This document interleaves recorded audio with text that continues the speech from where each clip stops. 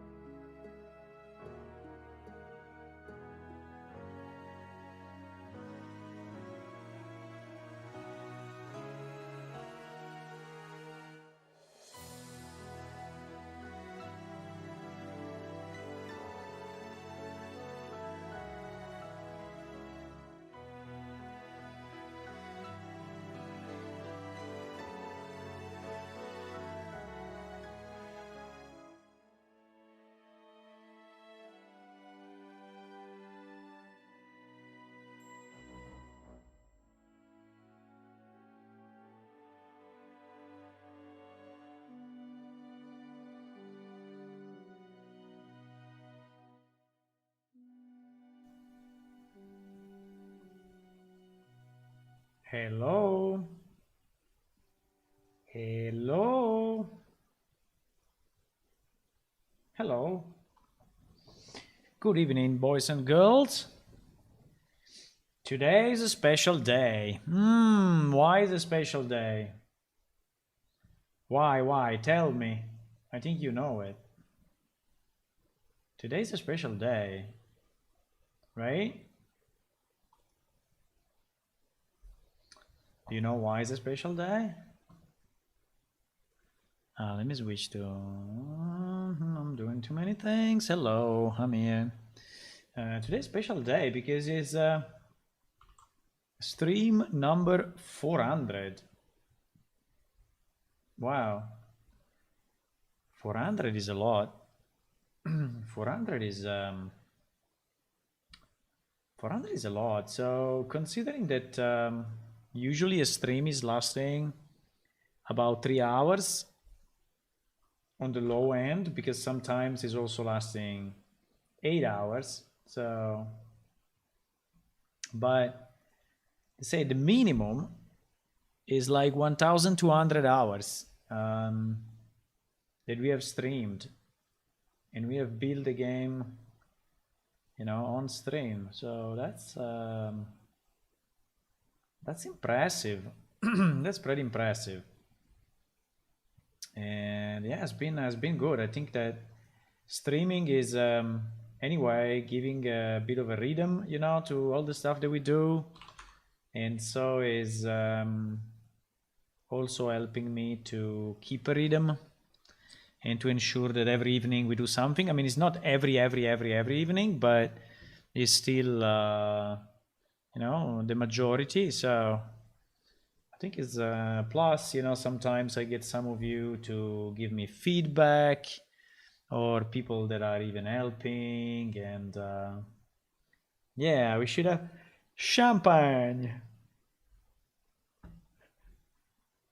Champagne. I don't know if I have some props. I can check if I have some props. Let me see. Is there a bottle? There are some glasses. No, glasses meaning glasses, not meaning no, unfortunately it's not bottle. The only thing that there is a kind of a small party hat, but it's not very nice. And so yeah, I don't know why these people at this, that are making this tool are not adding more props. Even props that you can pay, right? But no, there are no additional props. Very, very little. Strange. Yes, but we are at stream 400. Yay! Stream 400 is very nice. I love it. I love it. So today we're gonna work a bit on pets and the familiars, okay? So we are going to expand a bit more what our pets can do. At the moment, our pets can follow, stay, eat, be summoned and unsummoned. This is what we can do with them. And we can speak with them as well.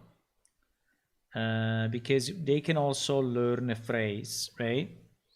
So this learn a phrase, which actually I said not for now, then I changed my mind. Actually learn a phrase that I killed it, because I don't think it's easy to, I mean, just a single phrase that is randomly said, I think is not very important. But learn one answer, yes, we did it. And actually learn one answer is working.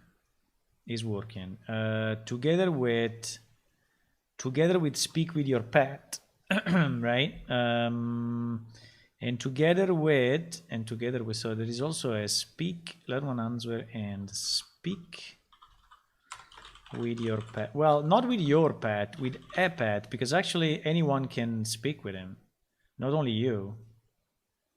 Anyone can speak. So yes, so these two are done, which is very nice. And then the other thing that we did, we ported the context menu, right? This was another piece. I think I'm in front of it. Yeah, I'm in front of it. Boom. I have to do like this. This one, port the context menu of a pet. So that when you right click on him, you get the context menu. That's actually working as well. Now it's working at the moment, I think only for the speak, but and we will do the give item next, right? There is a piece of speak with a pet and learn one phrase that we are missing. Yes, actually I think this one is kind of half done, because we are so he's able to learn it, but at the moment the phrases that you teach him are not permanent, so are not going to the database.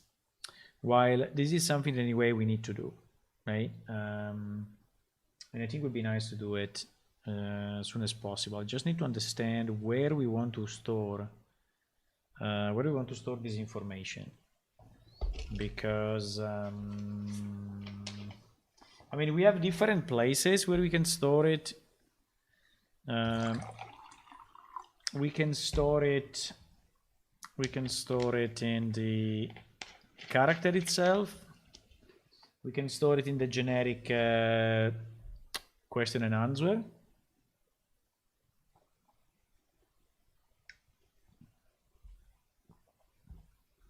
Or we could store it in a completely new table somewhere dedicated only to the pets. I think that the best will be to store it in the standard one and just then have you know, a kind of a switch for everything that is not familiar. So that is loaded at the beginning. At the beginning we are loading all the triggers, question and answer. We just need to exclude all the ones that are belonging to familiars, and then load them on the fly like we do, right, when we summon the pet. Yeah, I don't know if I want to do that. Maybe I can do this. Meanwhile, one thing that I did, I fixed the rotations. Well, not fixed, but anyway, I implemented a kind of a algorithm to determine the rotations on the server. So if you connect to the server, the rotation of the items should be fine, at least for certain areas. I think it would be, so all the areas around Hidla, I think they would be fine. The areas that are far away from it may be wrong. So we should, I think for those ones, we should find out the new rotations, but this is something I will do another day. Okay, so let's try to store this information, right? The best place to store it,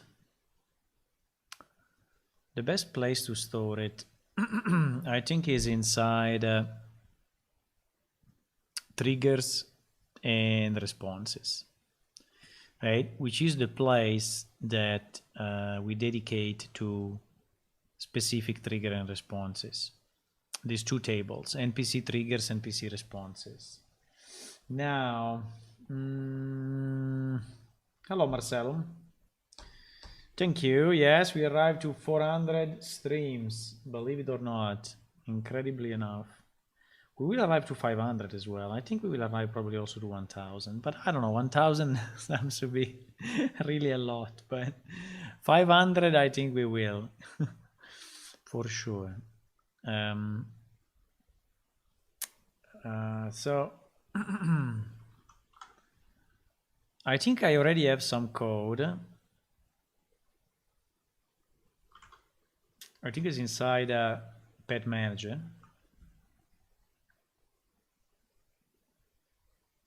Which is loading the new add phrase. Yeah, we have add phrase and we have delete phrase. Okay, so we have these two. Now delete phrase, I think we never tested, by the way. Add phrase, we tested it and it works properly. And you see that it's searching for familiar and then %d, meaning the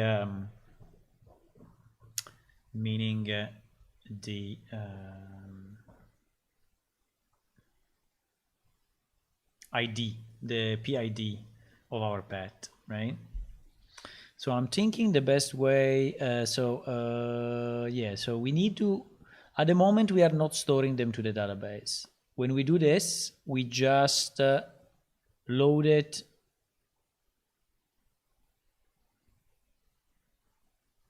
and that's it. Clean the trigger, store the new trigger. Actually, this store, I mean, is more store the new trigger in memory, right? So this is store in memory, is not really store And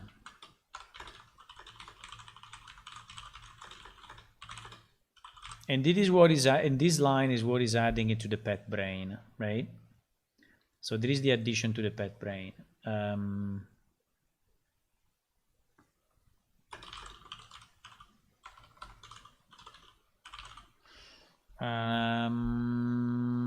I think that down here, down here, we should persist to database. Now the question is if we should do it immediately or if we should do it when the character is getting saved, right? I thought a bit about it, and I think we should do it immediately, because if we do it when the character is getting saved, the character is getting saved every 20 seconds, and I think it would be probably worst performance to do the check every 20 seconds if all the responses are already in the database or not, and save it, right? Instead of just saving it immediately. So considering there may be a lot of pets running around, and considering that you are going to change the phrases of your pets fairly rarely. I mean, maybe you are changing it often at the beginning. You know, the first time you see this new feature, you will be changing it a lot. But then after some time, you will not change it anymore, and you will change it very rarely. So the amount of persist to database, I think, would be lower. And so I think we can store immediately. That is my idea. So I don't think we have today in the code anything that is actually storing triggers. I don't think so, because the triggers are by default defined. There is something here. Wow. Okay. It seems that we have it. It seems that we have something. Look at that. Insert trigger. PS Dialog Manager. Insert trigger. Insert into NPC Triggers. So we already have a function that is doing. I would be very interested to know why we have this.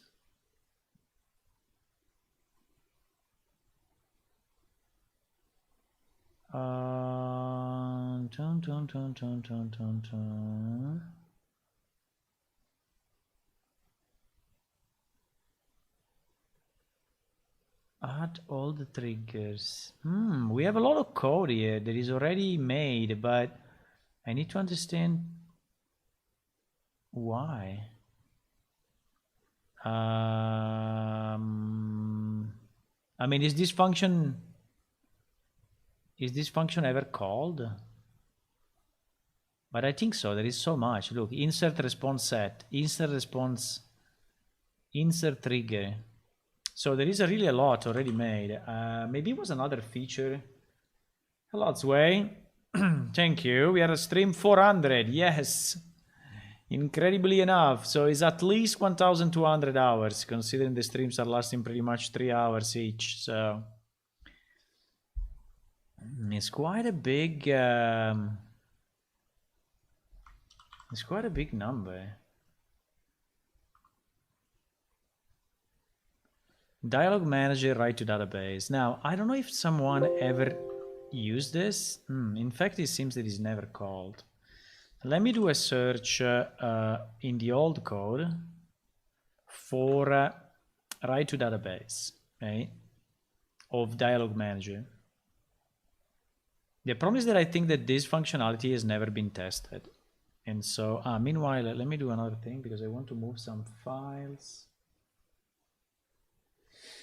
10,000 hours or 10,000 streams? Hello, Shimon. Welcome. Thank you. Thank you.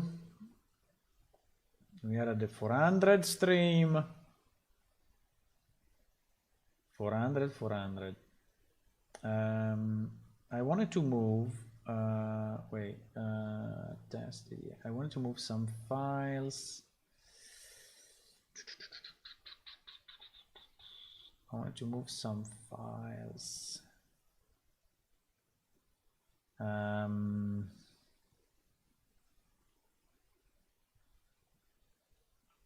These files, yes.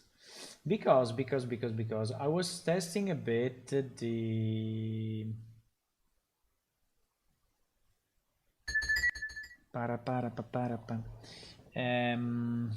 I was testing a bit the RRD tool, right? Which is the one to create statistics. And okay, let me search meanwhile, write to database, entire solution. Okay, so we search if in the old code we were calling that function. I think that function is never been used.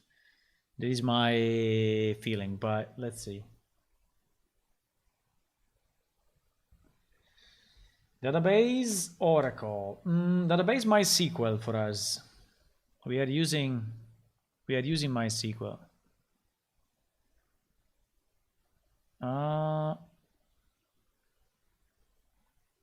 Yes. I remember now. Npc Loader. Yes. Oh my god, this thing is super old. You have no idea how old is this thing. But yes, this function has not been ported to Unreal. Basically was a way for us to load NPC from a file. Because at the beginning we didn't have the web console, and so we didn't have a way to manage NPC online. We created a system to import from a file some NPC. All the NPC were loaded that way, but it was really at the beginning. And then we created a web console, and our NPC also stabilized, you know, in the game, and so we didn't change them too much. You stream only 2 days? I mean, streaming is not mandatory, but I like it.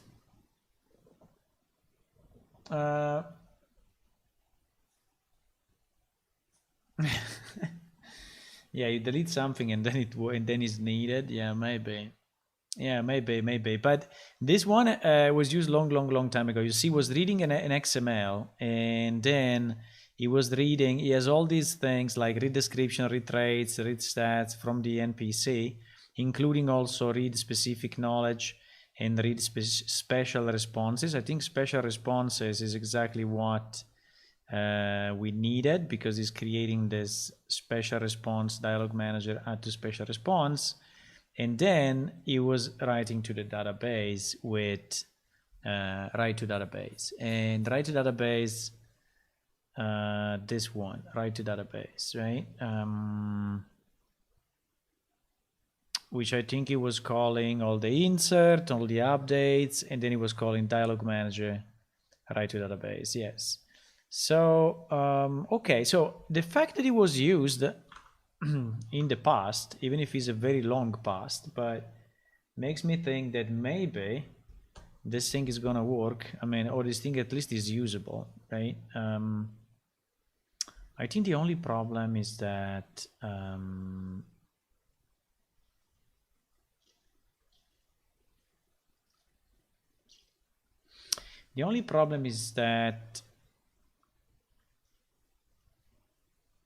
I don't know if the list of triggers is the same.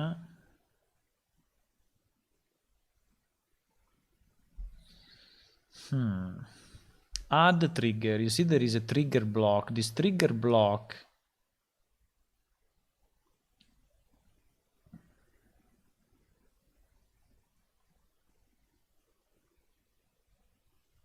I think all this stuff is super old. And I think we should only take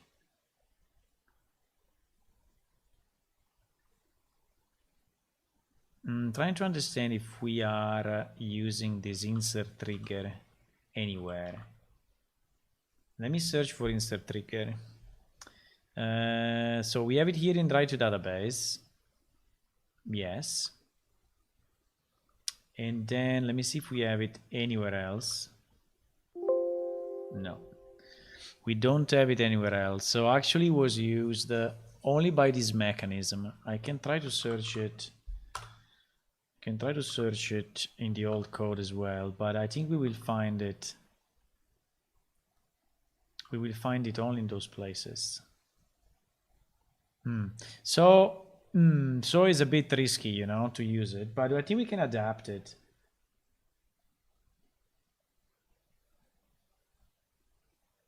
Now, in this case, I don't want to delete something. I want to reuse something. And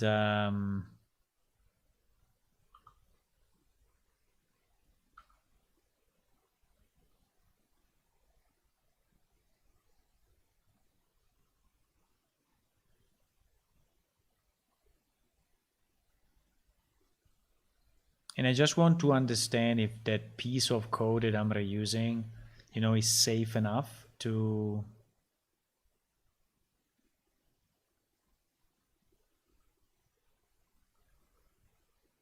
It's kind of weird, though. It seems that...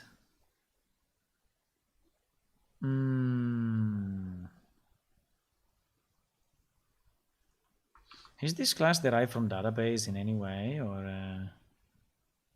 No, so... but he has a database connection. Yeah, he has... Okay, anyway, let's not go crazy about it. I think it's okay. This insert trigger is actually used, this dialog manager is actually used only for that database loading, that XML loading. I don't think we are using this dialog manager anywhere.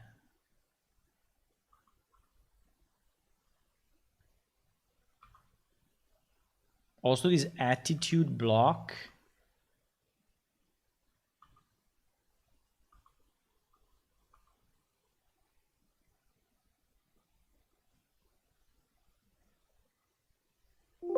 Yeah, exactly. It's not used anywhere else. Okay. So now the question is how to change it in a way that is useful to us, right? Because and by the way, these functions are not even static. These functions require a dialog manager class to be created, and at the moment we are not even creating one, right? So, you know, my take will be to move this function, insert trigger and insert response, to the other class and use it from there. I think there would be probably a cleaner method.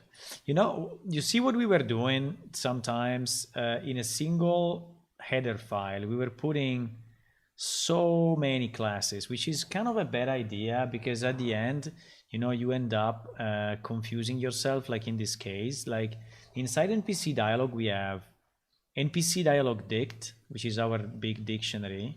We have, which is basically the global dictionary for everyone. We have PC NPC Dialog, which is the dictionary specific to one creature. And then we have this dialog manager, which is this kind of utility function, you know, and this utility function is bringing in PS response, PS special response, PS trigger, PS attitude, which are all pieces of the dialog manager. Now, the fact that they are all mixed in the same H file, header file is very confusing. And so I think that we should split them one day, but I don't know when and if that day will ever come, but I did it with the pet manager anyway. The other week, last week, if you remember, we did it with the pet manager, and so we split completely into a separate file, and I think is a better idea because otherwise it becomes a kind of a mess, right? To manage the classes. So basically, what we need from here is to change inside our PS dialog manager the insert trigger, insert response, and I don't know if you also need the insert response set. We can check that. We can check that because And consider that some of those may be old. Yeah, you see that he's using attitude. Attitude is something that we don't use anymore. We call it faction now. So I think that this... maybe these fields are not even existing anymore. Let me check. NPC Triggers. If I go inside NPC Triggers... Yeah, they don't exist anymore. You see? So, well, I think we need to rethink this code. Probably we should just let it go. Let it go, let it go. We should just let it go and create a new function. I think it's probably the best.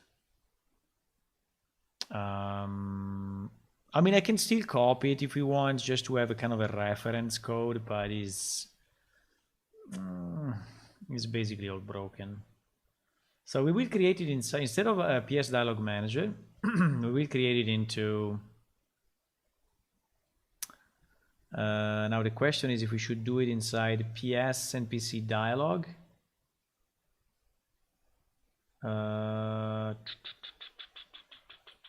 I would say yes, because PS NPC Dialog is the one in which we are managing. Let me see if we have like all the find response. Yes. I think it should be a. I think it should be a. Okay, so let's put it maybe at the bottom.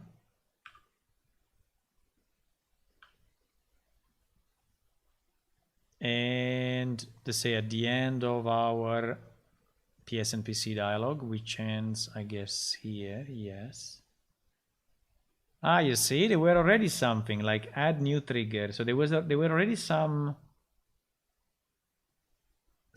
ideas about it, but they had never been implemented, I think. Dict add trigger, database ID.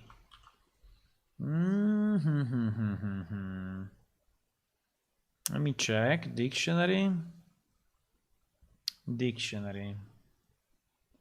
Add trigger. Because there are two. Okay, add trigger. But this one, I think it is not storing in the database, right? Yes, this one is not storing in database. But there is another add trigger, which is this one. No.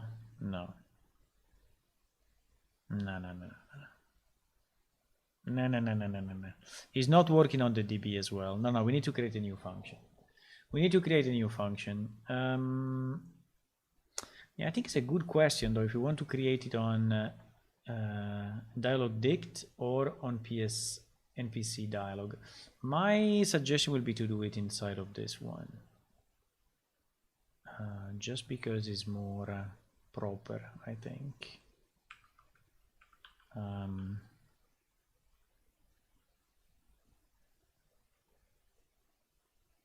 Yeah.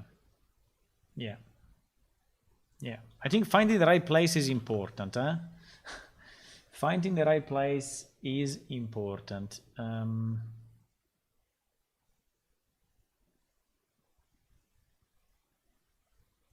So I think we will copy it from, sorry, I'm going back and forth a bit because I'm trying to understand the best place. Okay, let me copy, I think with a trigger, I think we need only one function. We don't need anything else, we need one function. Only one function.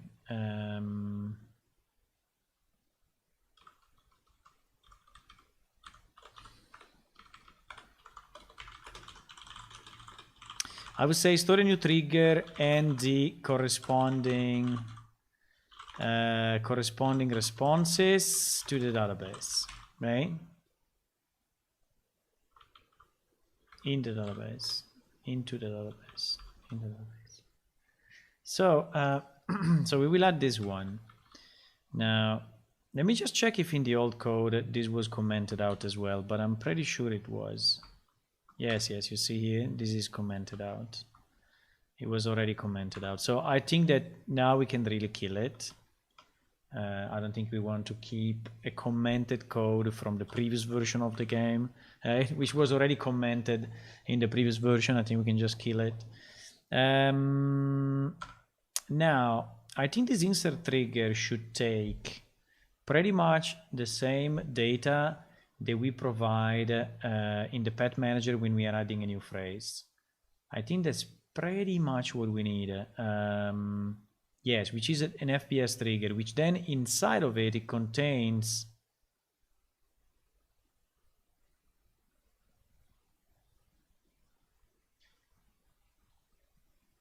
let me just check if we create it properly. Actually, what we have here, trigger response, claim the trigger, store the new trigger in memory, trigger, clean trigger, new NPC trigger ID, area, response,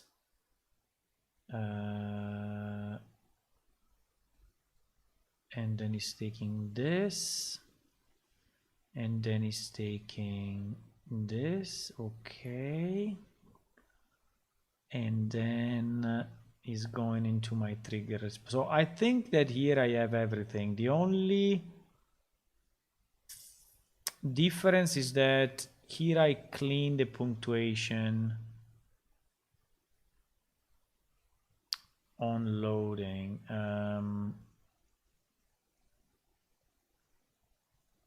That's a good point though. Do we want the triggers to be cleaned also in the database, or do we clean it every time we load it? I think the player is expecting to see his own phrase like with a question mark, and then we are cleaning it after. So I think he's expecting to see it with the question mark. The problem is that if I store it with a question mark, I think that then we will have an issue when loading, because when we are loading, we are expecting that to be cleaned already. Unless we call again this function. So basically what I'm saying is that the way we store it should be reasoned based on how then we read it, right? With how we read it back. So those two are very connected to each other. And so I can store it in this format, or I can store it in this format, which is already cleaned. Even if the trigger in this case will always be 1.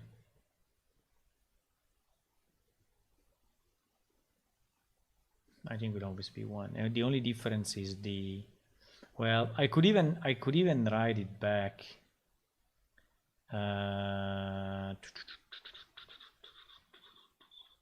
This one is not a constant, right? So I could write it back to the trigger here. So I could say trigger.trigger equal to clean trigger. So we are cleaning it up and storing it back into the original structure. The problem is that then the other information, like the area, the response ID, no, it's not a good idea, because all the rest anyway I have to take from this guy. Yeah. So my function needs to take the following. It needs to take this one as a parameter.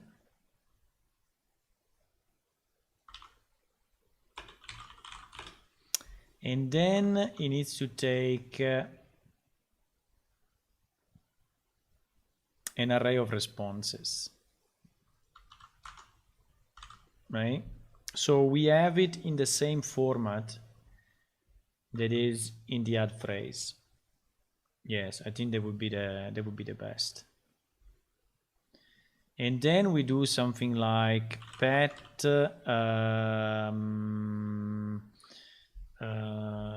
this one is the dialog dict of the pet, so there should be something like NPC dialog, I think it should be NPC Dialog. Visual Studio is sleeping a bit, but I think it's NPC Dialog. I think it is. Yes, this one. Like exactly like this one. So it will be pet NPC Dialog insert trigger, right? And this one we need to pass in our trigger, and we need to pass in our specific responses, right? So that is how we are gonna call it. And then we will have to do something in the same way for delete triggers. I mean, it's true that in theory we could do it inside this function, but inside the local dict delete trigger response and such, but I think I prefer to do it here because it's something very specific to pets, and maybe these ones will be used for something else, and so I think it should be this function storing to the database. Okay?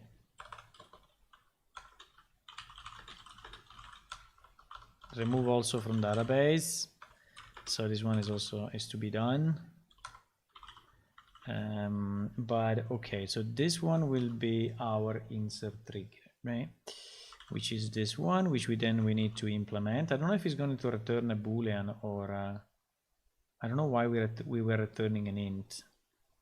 I think it should return a boolean, yes or no. I mean, if we manage to actually properly insert into the database.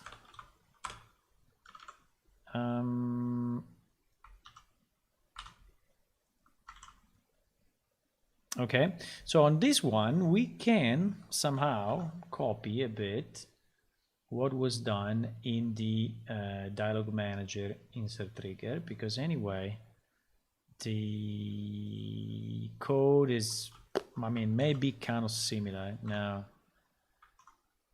it's not really the same, but maybe kind of similar.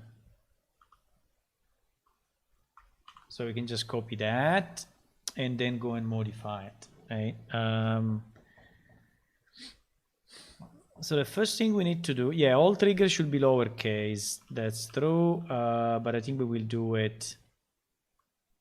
We will do it.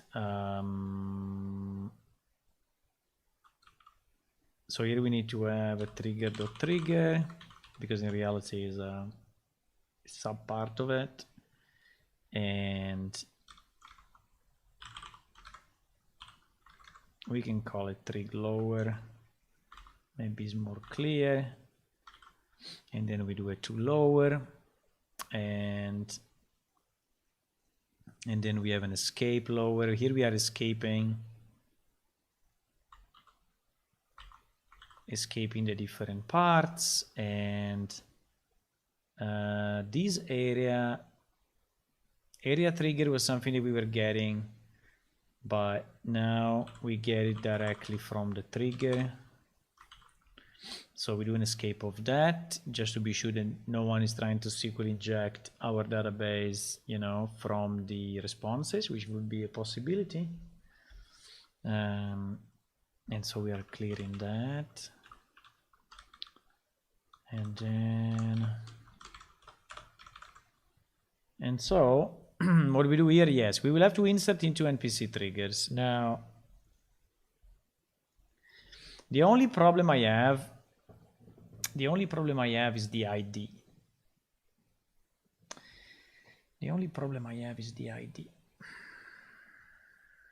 And it's not an easy problem, because obviously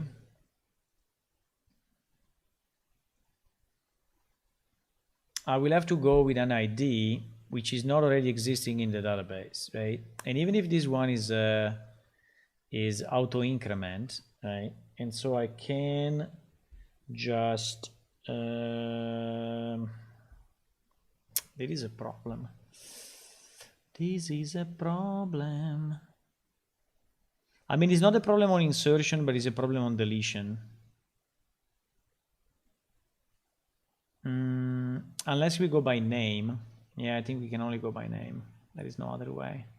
Okay, we will go by name then, because I cannot go by ID, because when I generate the ID, I'm giving him like a temporary number and I'm storing that into memory. And then when I'm persisting it, getting the ID from the database. The problem of getting the ID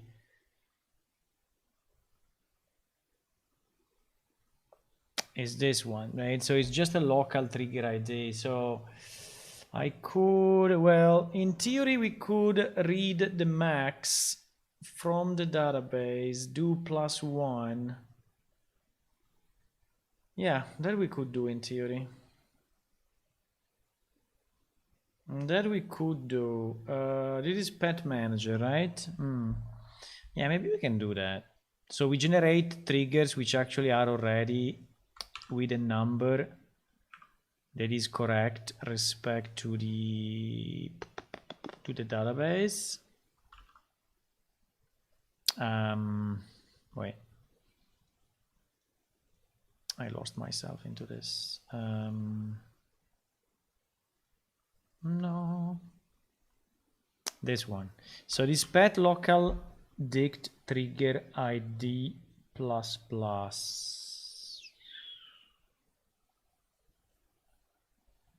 It should not be on the pet though. It should be global.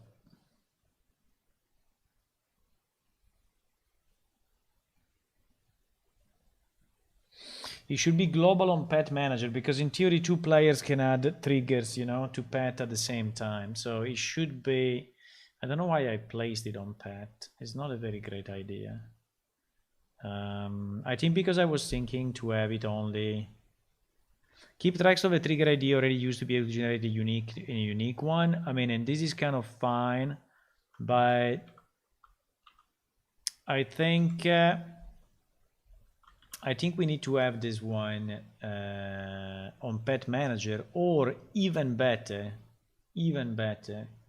on dictionary, because at the end is dictionary, which is keeping all of this in memory, and dictionary is the one that may decide to give numbers to people. Yeah, so I think we should put it in our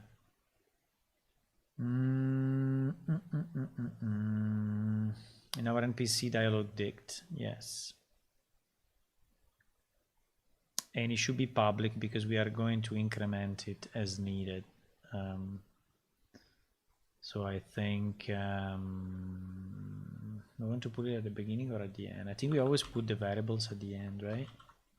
So now if I recompile, obviously we'll complain that this doesn't exist, but at least we will see where it is used.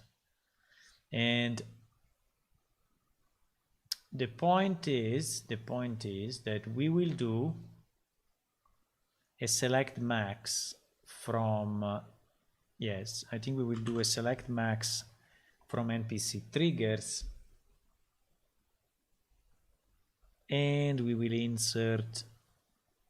Now the responses also have their own ID, but I think for the responses is a bit easier, because the responses have the trigger ID, which is the pointer, and then this one can really auto increment. This one I really don't care. Really don't care. Yeah. Now one problem we may have is that then when I'm reading it back, when I'm reading it back, if I have all random IDs generated, I need to understand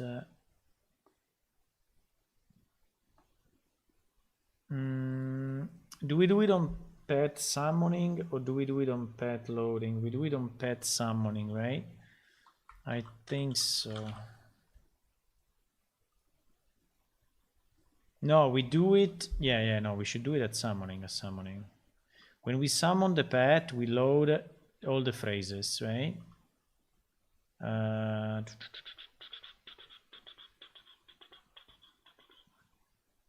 Can summon familiar.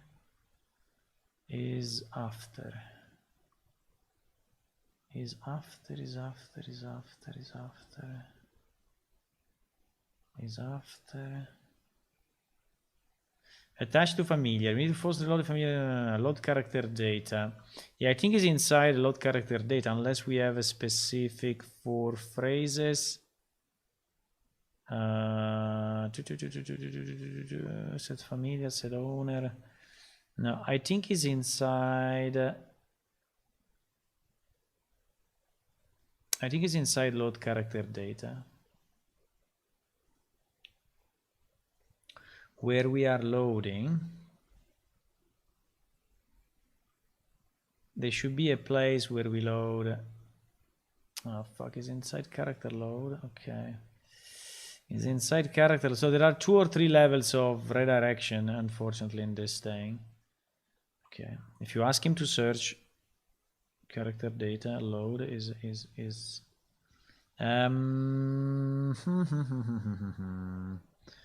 so we have it here somewhere.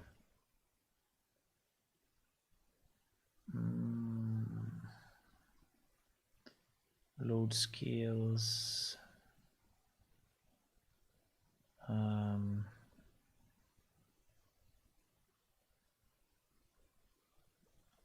Let me just put a comment here.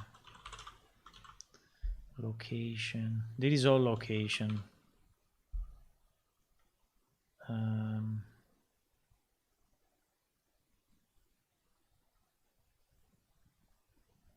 Guild, loot, familiar, traits,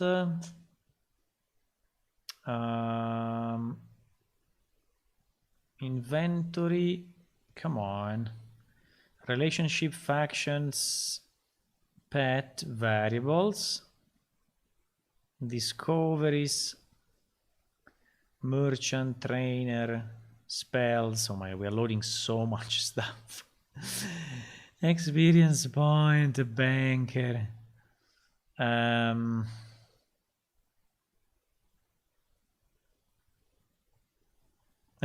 Finally.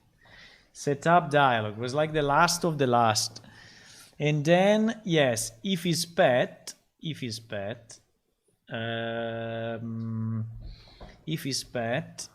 initialize local dict. Okay.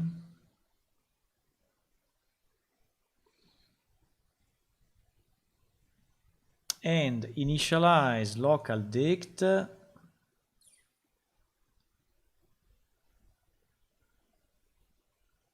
At the moment we are not loading this. At the moment we are not loading this. Initialize local dict, yes. And this one is selecting from Npc Triggers. Okay. Holy shit! This thing is complex. I mean, there is a lot of pieces, but it's fine. We can survive this. Okay, so here we initialize the local database, the local brain of answers.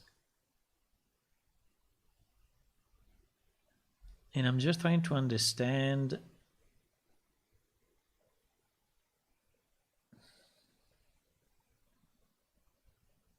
I think here we load it in the standard way.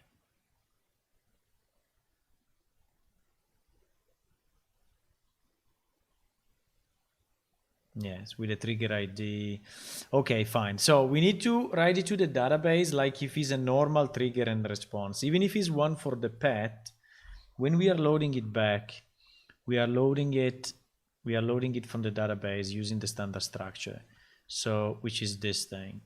So, okay. I think it would be nice to understand what happens if we remove this part and we actually load from the database. The point is that I need to do it. In theory, this one should not be a problem, but I need to do it now.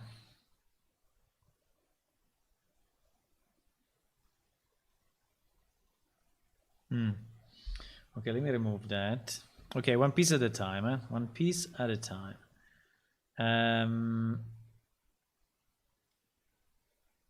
Okay, local dig trigger ID.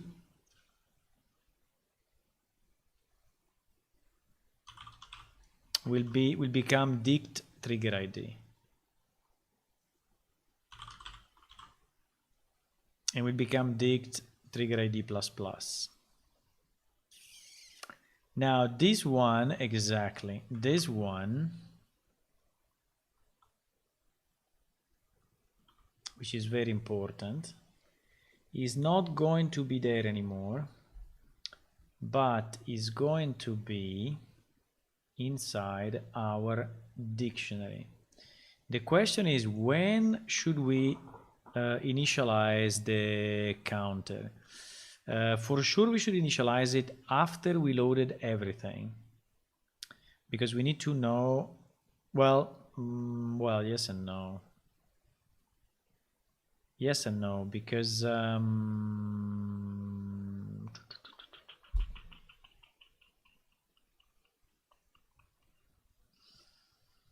well, I think the best will be to do it here. Since we are already doing this, when we load in the triggers, we can also set the maximum current trigger. I think it logically makes sense to do it here, right?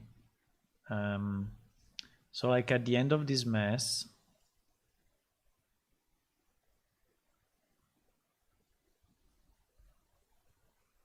so here,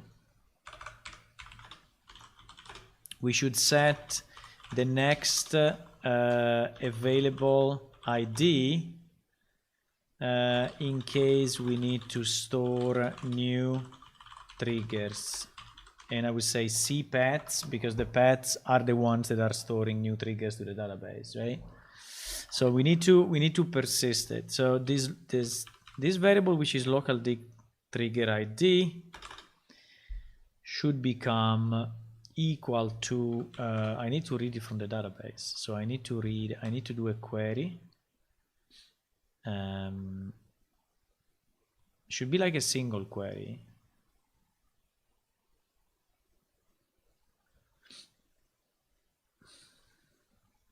Let me just copy this because I'm lazy. Let me just copy that because I'm lazy. But yes, basically it's the result set. I think we have a result set here already, so we can call it result set 2. This one will be select max ID from select max ID from Npc Triggers, right? And I don't think we need anything else. So we just need to run this query, get the result. This one cannot be invalid. I mean, it's impossible.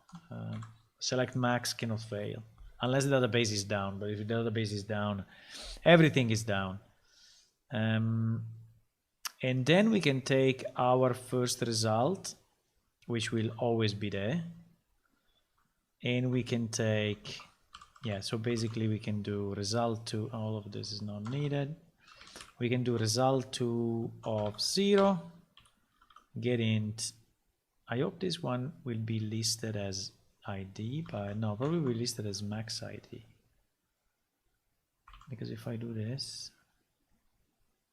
let me do this. So at least I'm sure that it's getting out, right, with the right name. Right? And then we will do plus plus, because we want the next one to be the one available, right? So in this case we are loading, right? We are loading the next ID.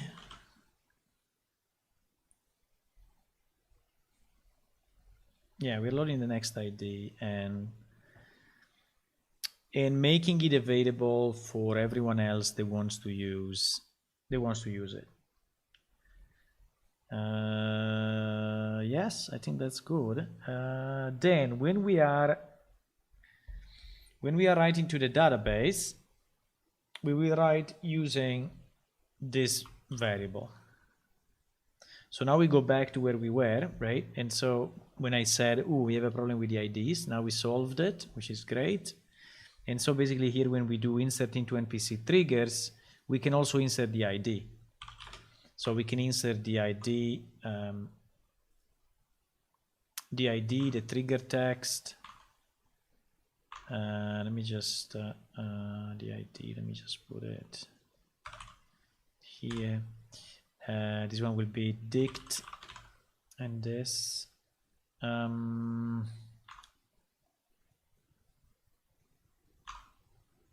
So we'll save the ID, the trigger text, the pre-response required will stay to 0, and in the area we can get it from escape area, right? We don't need anything else, so it's very simple.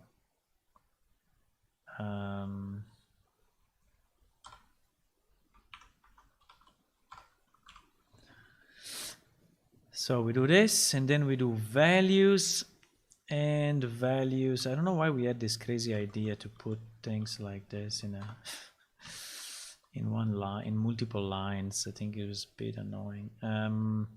But the first one is an integer, and is this one. Then we have the trigger text, which is our escape area. Then we have the pre-response required, which is 0. And then we have wait, did a mistake. The area is at the end, and here we have the trigger text, which is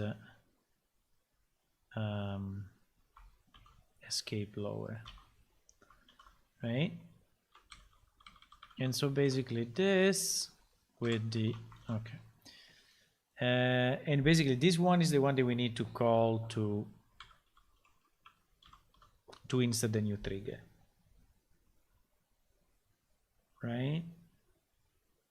Yeah, I think so. That's only this.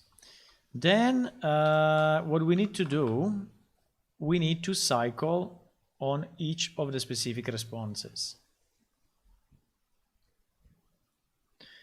because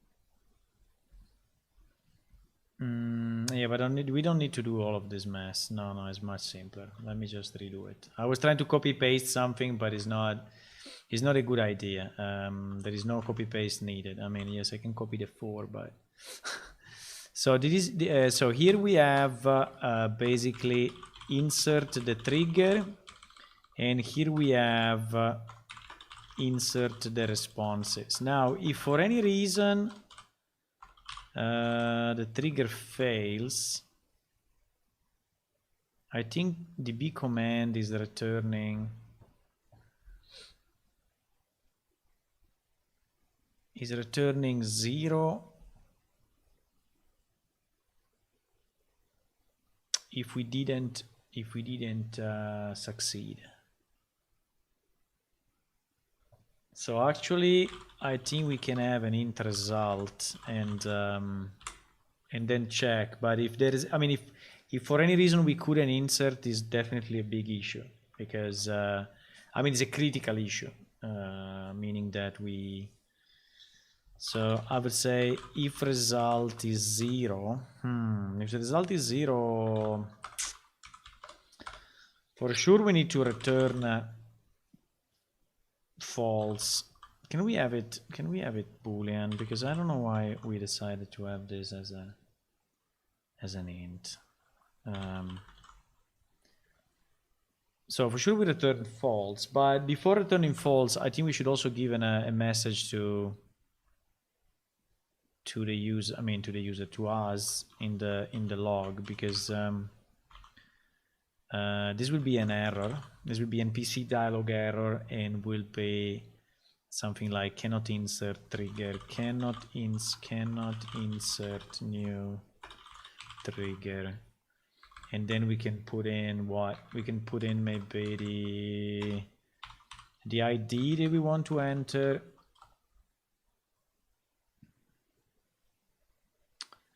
And the escaped thanks, right? I don't know why I put it in a different order. Okay, so at least we give the message that we cannot insert this trigger, and so we see the error on the console, right? Next, what we do, we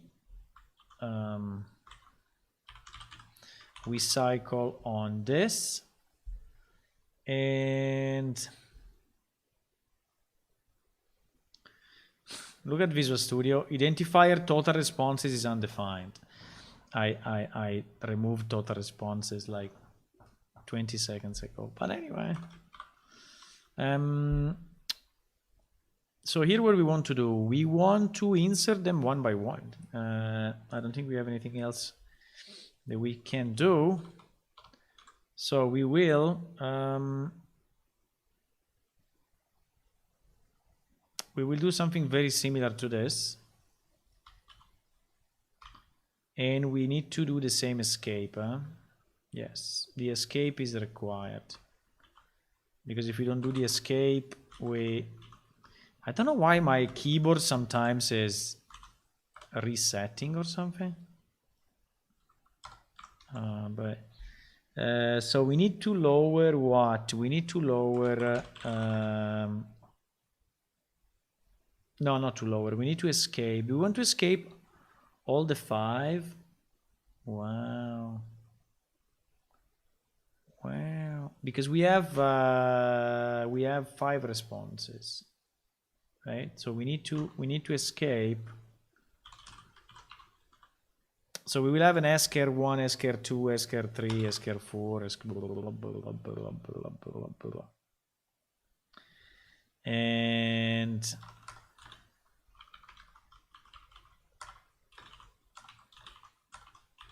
but I don't think we have a better way. So we have 5 responses, and each response, and we should take it from, by the way, they should be inside of this. And we take it from specific responses dot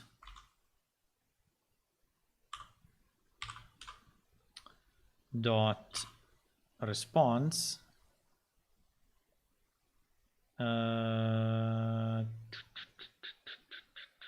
what? No, wait, I'm doing a mess. Wait.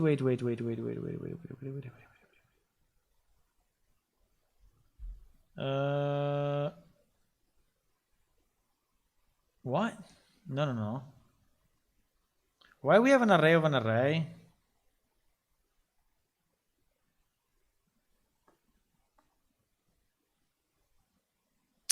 Because we are stupid. No, because this function was working this way. But in our case, we don't need it. So we can directly go... Wait, we should change this. It's just NPC response. It's not an array of NPC response. Because it is already 5. There is already 5 responses. Yes.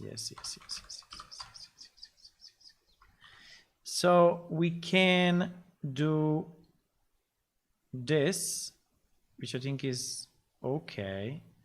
So we can just cycle to 5, because we know that they are 5. Because we always have 5. I mean, this is the number of responses per trigger is defined in the database, so there is no way it changes. And so what I was saying, yes, that I need to then get specific responses of I, and we're going to escape it, right? and we're going to escape 1, 2, 3, 4, and 5.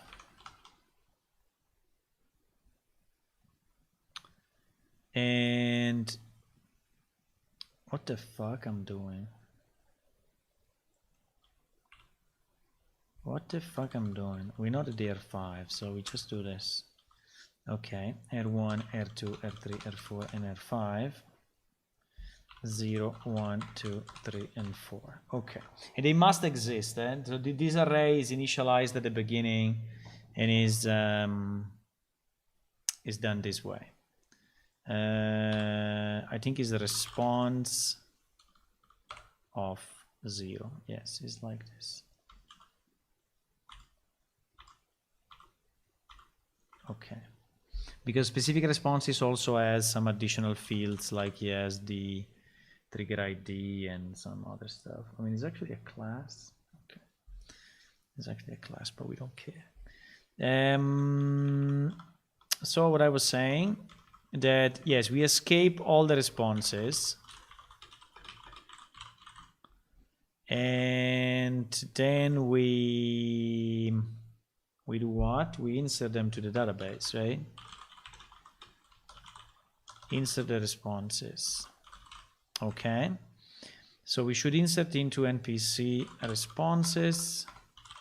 By the way, this could be also useful in the future if we want to have one specific new NPC that we create and we want him to store his responses permanently, right? I don't know if we can use it for tribes or stuff like that, but maybe.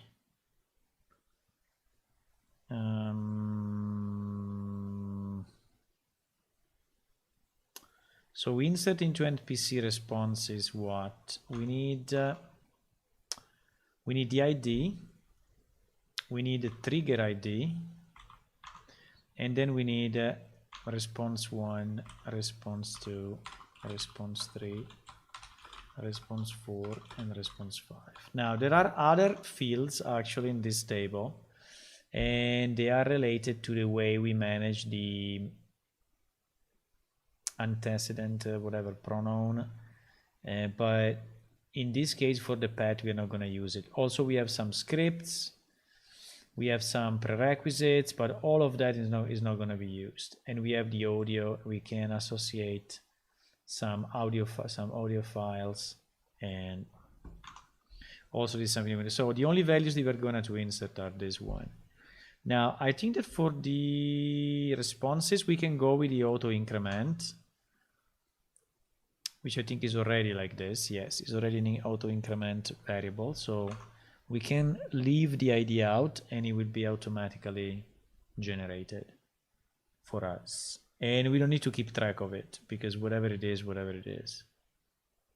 because then we will say, when we delete them, we will delete them by trigger, right? So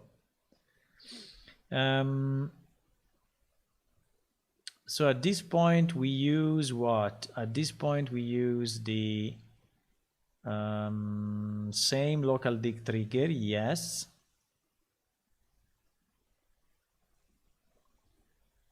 And then we do, oh, by the way, here I forgot a bunch of stuff, by the way. Percentage S,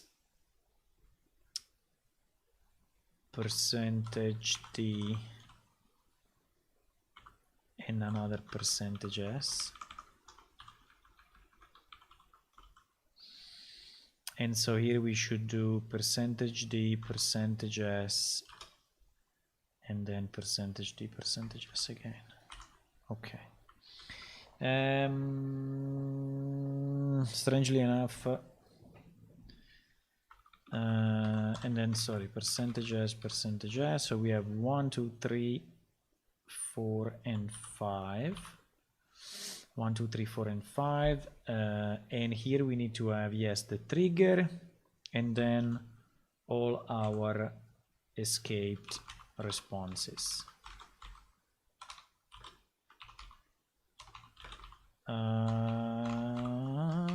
Okay. Okay. Also, if this one is failing, we have a big issue. So I think we should do the same check.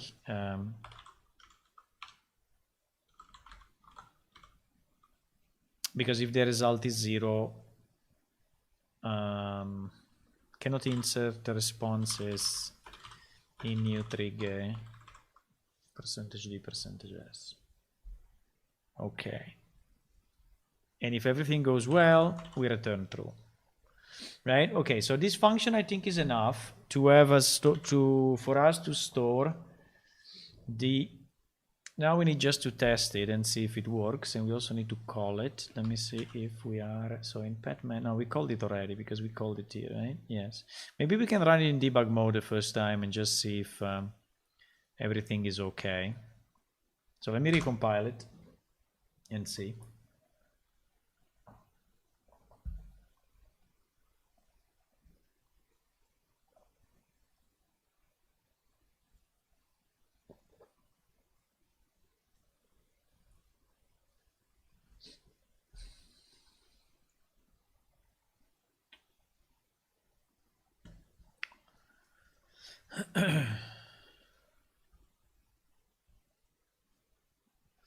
Meanwhile, it's recompiling. Let me just see if someone is generating new bugs.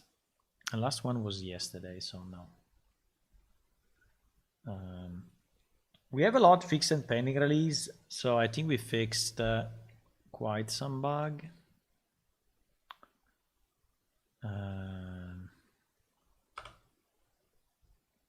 You see how many we have?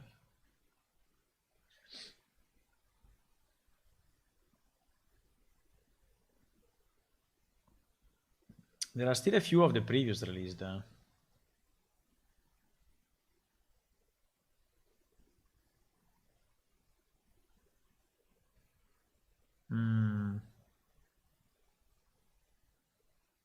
Was it in Unreal? I don't know if these ones are bugs for Unreal or are bugs for reported version.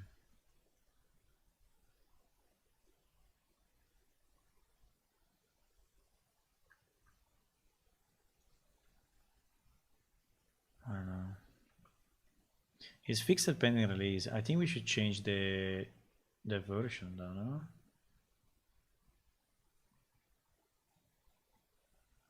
Let me change the reported version.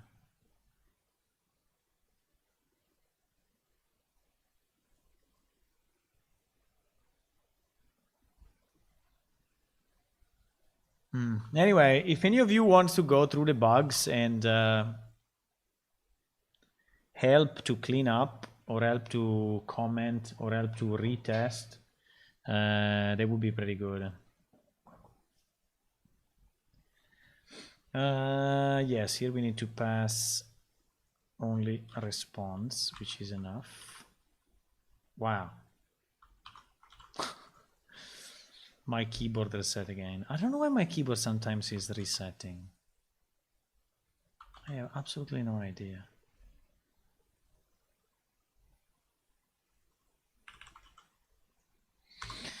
Okay, let's see if it compiles. You are very quiet, boys. Why? Tell me something. How you doing?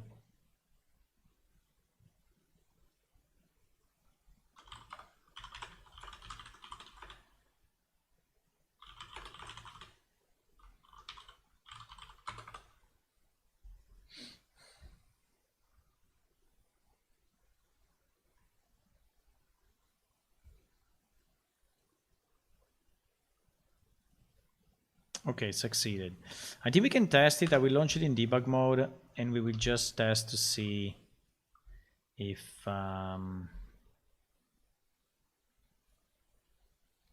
it's working fine.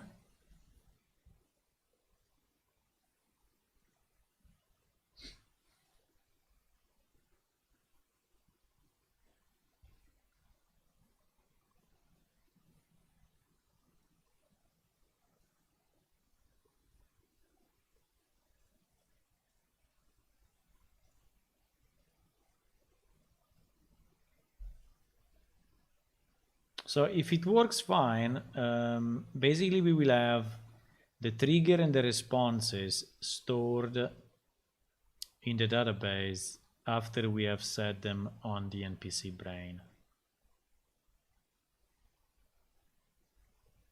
And this means that the next time you reload, you will have them on. Now we need to decide a maximum number. I don't think we can leave unlimited number of triggers because it may become a bit too heavy.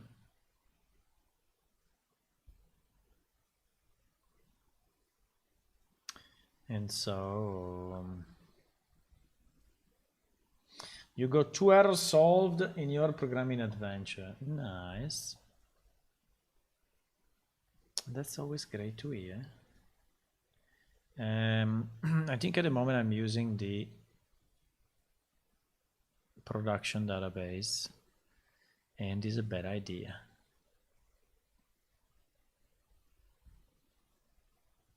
So we are going to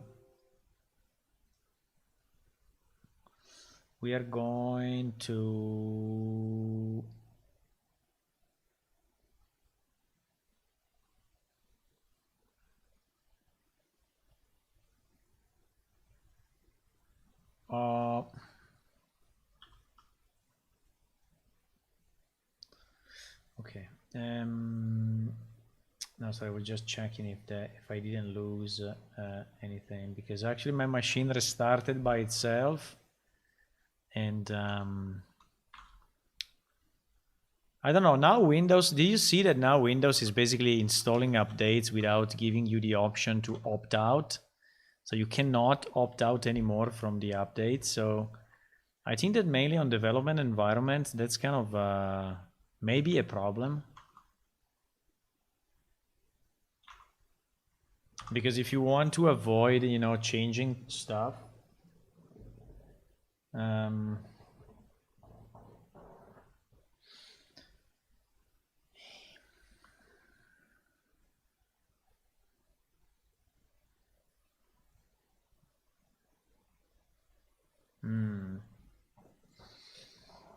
a short key for helping you out find a way out of the database.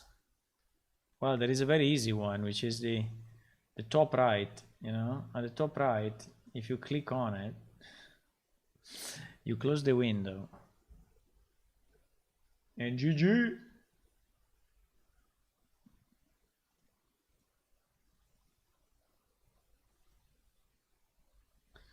Okay. So this will be another piece, another small piece in the pet implementation, which I think is nice, but you know, it takes time. It takes time.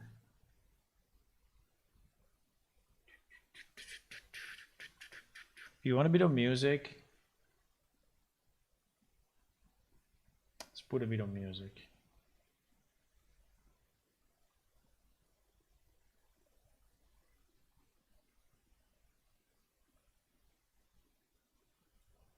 Okay.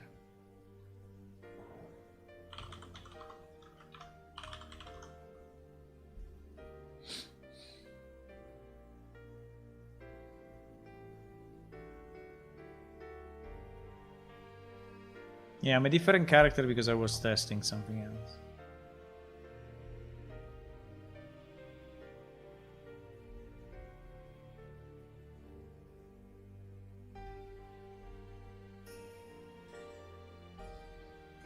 Okay.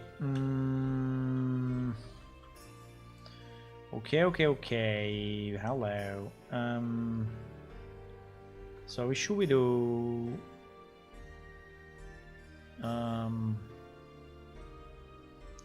So I want to summon my pet. Easy. And then I want to, which is there, which for this character is bigger, because when we test with the crayon it looks like small, but with this character it's fairly big. And then we want to teach him something, okay? So we want to teach him one answer, right? And the answer will be yes, I have this panel on the left now. By the way, this window, I should make it so that you can move it. At the moment, you cannot move it. So it would just be hello, right? And you can answer hi, you can answer hey, you can answer you can answer I'm happy today, or you can answer how are you, right? So if you click on teach, we will go in debug mode for sure, right? Because I put my breakpoint here. Okay, so we go on teach and we want to see what happens, right? In the insert trigger. Okay, let's see if it works or not. So we are escaping everything. Is the trigger is a low, so we are trying to insert the local trigger. The maximum local trigger is 43. Let me see if it's correct. 43 NPC 3, yes, 40. Well, actually 42 was enough, but 43 is even better. So I would say it's okay. So we insert into the database. So in theory now we should have, if I refresh, I should have a 43, a low, 0. I didn't put the area. Why I didn't put the area? Why the area is empty?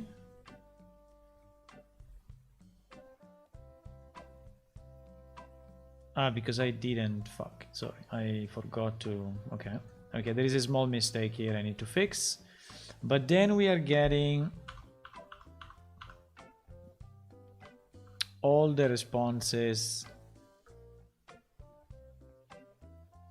and then we are inserting into NPC responses as well, right? So in theory we should get in NPC responses a new response, here it is, which is hi, hey, I'm happy today, and how are you? Okay, perfect. So we actually properly entered the information, which is nice. So this function worked. There was only one small problem that I'm going to fix now, and the small problem is that I forgot to escape the area and actually make it valid. The area we can take from trigger.area, okay, and it should be something like familiar, familiar, and the ID of the familiar. Okay, so I think this is good. Now what do we need to do apart from recompiling with that fix that we can do now? So it's adding the data properly. Now we would like to see if, hello Tua, good evening. Now I would like to see if we are loading it properly, because that's the trick, right? So let me delete maybe these two.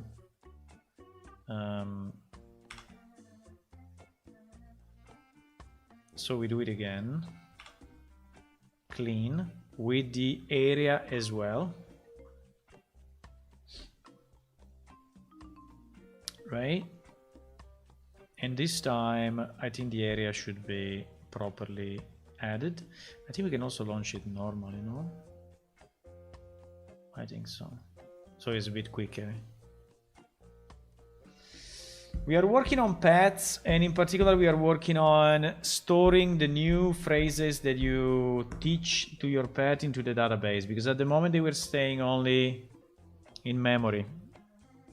They were not persisted to the database. But we need to persist them, so this is what I'm doing.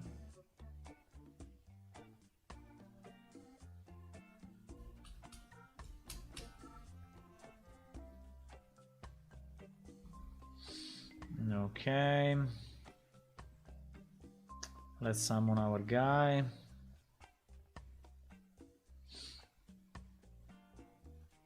Learn one phrase. Will always be hello, hi, hello, hey, ciao, salut, and we teach it. Okay. Okay, now I want to see if in the database we got the right values. In the responses seems is good, and here is good, is familiar 174. Okay, so the storing seems to work okay. Now let's try to store another one, just for fun. I think when I click here, it should clear out. Ah, yes, it's doing it. Okay, perfect. So this one will be, how are you? And it will say fine, okay, so today is a good day, and how are you? Okay, so we'll teach him this one as well. So now we have it in theory. If I refresh, yes, we have it in the database, and we have it in the database. Okay, perfect. Now we want to see, well, we can see if he answers to that, but we know already that he does. But let's try it again. Maybe something went wrong, I don't know. Let's try to speak with the guy and say hello. Yes, he's answering. And if I say, how are you? Today is a good day. Okay, he's answering as well. Okay, so let's say that it's working okay. Now what we want to do is, if we quit, and so now basically, but I also want to quit the server, I guess, because I want to be sure that my server is not loading, and that is where we need to do the filtering. So when we are loading the different areas, we should exclude all the ones that are starting with familiar column, because otherwise we're going to load them twice, right? And it's not a great idea.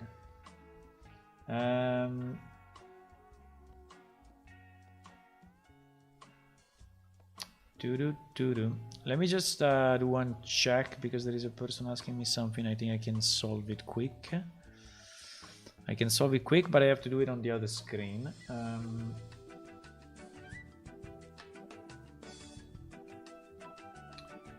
I have to do it on the other screen, just because there is an email address just for that.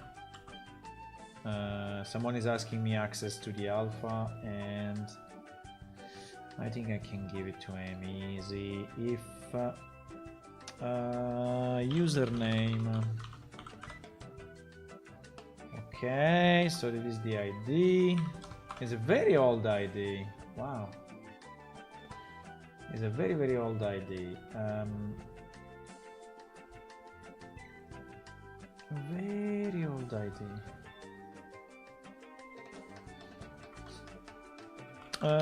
Account ID. Okay. I just need to check if this is real or not. Hopefully it is.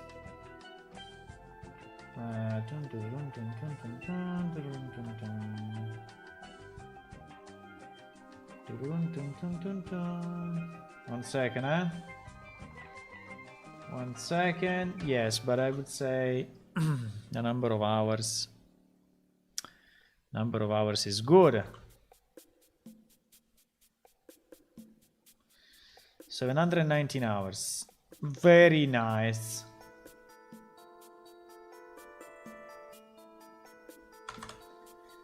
$719.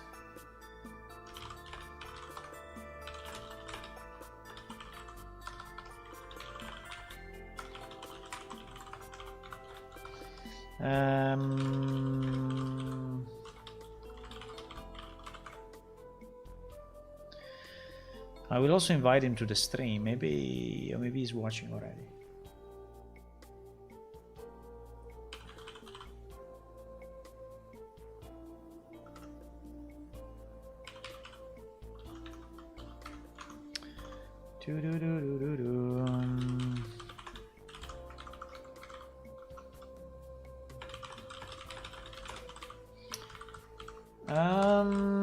Wait a second. I'm nearly there.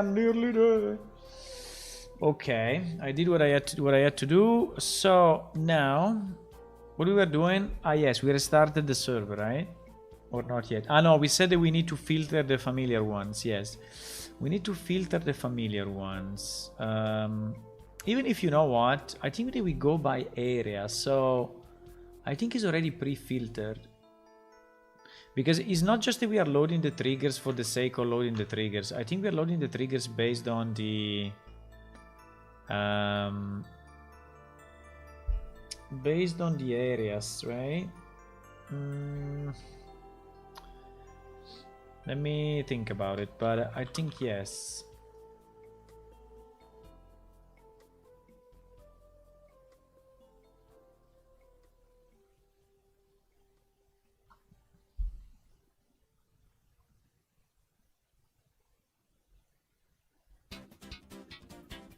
Yeah, we go by ID, so I don't think that we are...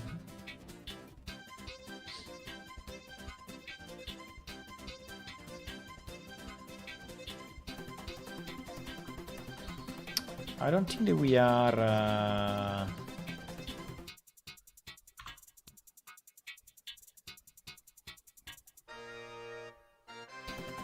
I don't think that we are loading them at the beginning.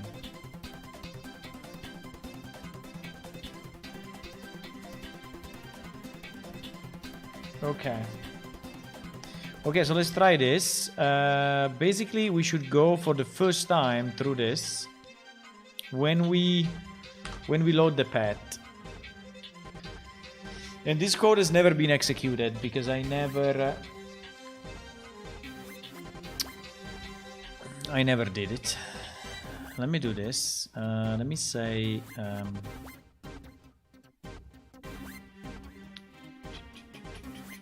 let me move this one here since it's done. And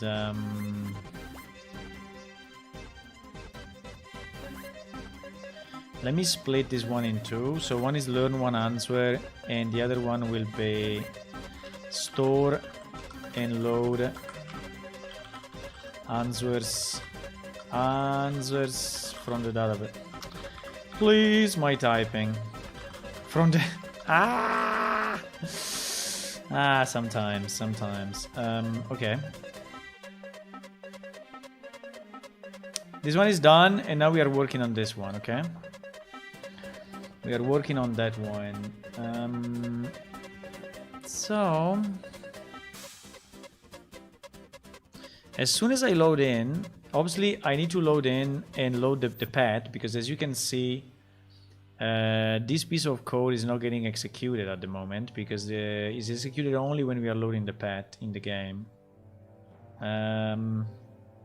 Every time you summon it, it will be executed, which is a bit annoying, but we can put in some caching mechanism maybe in the future.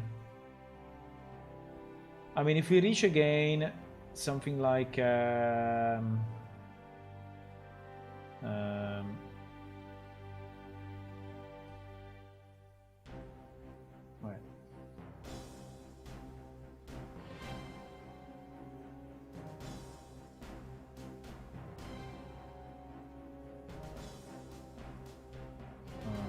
I don't know that.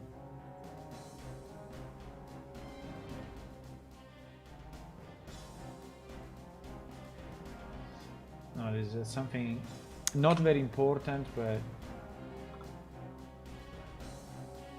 you cannot have the same reaction twice. Ah, fuck. That's why. That's why. You cannot have the same reaction twice. Okay, sorry. I was looking at something else. So we load in. When we summon our pet,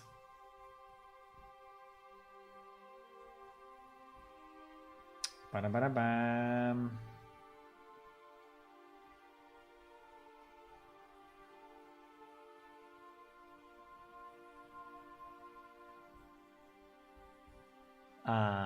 Okay. Let's summon the pet. I still don't like that window too much, but you see, now that we summoned it, we are going through the trigger loading. 2 triggers. Yes, correct. So I think we'll let it go and see if it crashes. Okay, it didn't crash, which is very nice. It seems it didn't crash. Okay. So now we can ask to this guy if we can say hi. Was hi or hello? I don't remember.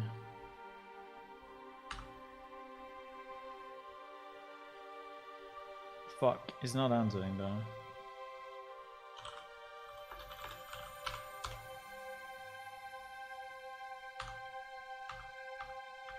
Why we have this breakpoint? Fuck, he's not answering. Okay. So, okay, so the storing seems to be okay, but the loading seems to be not working yet. Okay, because he didn't answer to our request. He did not answer to our request.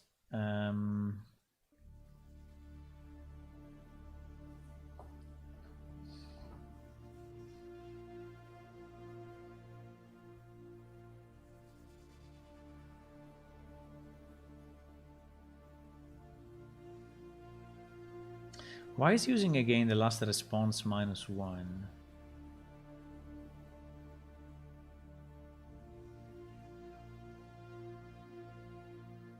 This last response -1 already gave me problem the other I mean in the past. This last response -1.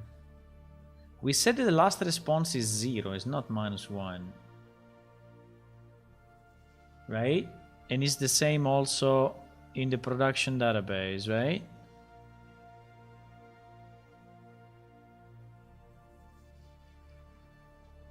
So why is searching?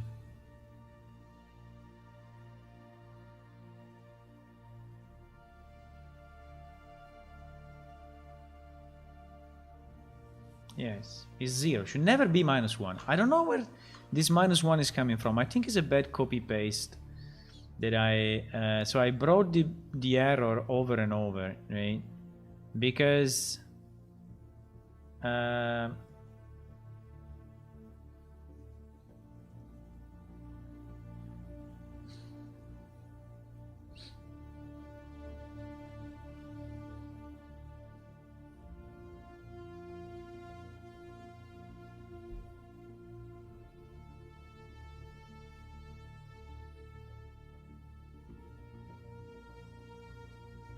it is okay. Here we don't have any crazy.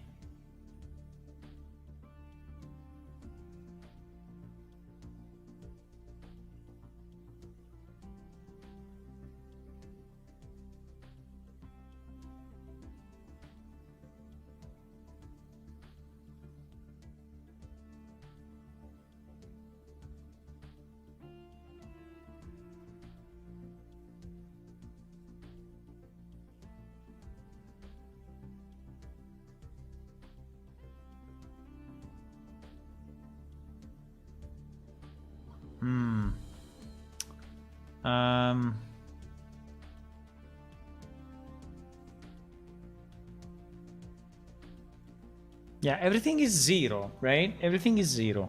The question is why when we speak with him, because it happened to me already, why when we speak with him, we are searching with a last response -1.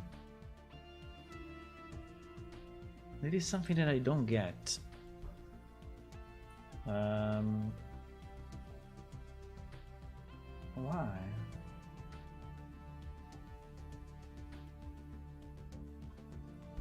Why?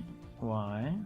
Because he has the response in his brain, it's just that he has -1 as previous response instead of 0. And I need to know.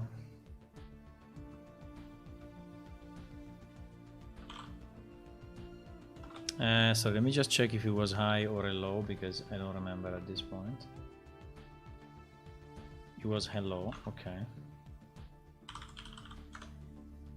Yes, it's really not answering, and now unfortunately I don't have the breakpoint anymore. But anyway, the breakpoint is inside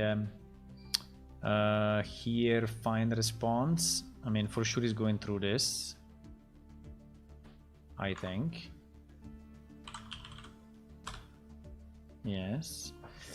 So I want to understand why is getting this -1, or anyway, where is getting it from?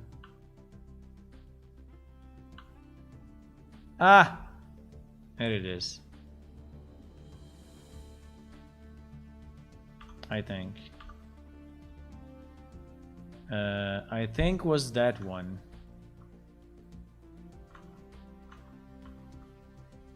Which now obviously I lost again. But it was here, there was where I can do a back, hopefully.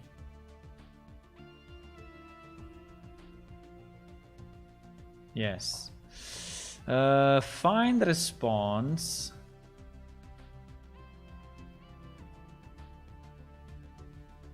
Find response. NPC area. Trigger, faction, prior response. Yeah, this why is -1? Why I put here -1? Why? Why?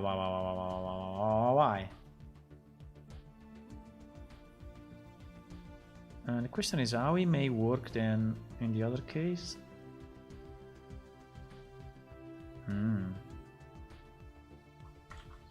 I don't know why I'm loading this -1, but I am. I am loading this -1. Am I loading the -1 when we do it on the fly? I don't think so, right? We should absolutely remove this -1 from everywhere because the default is 0, not -1.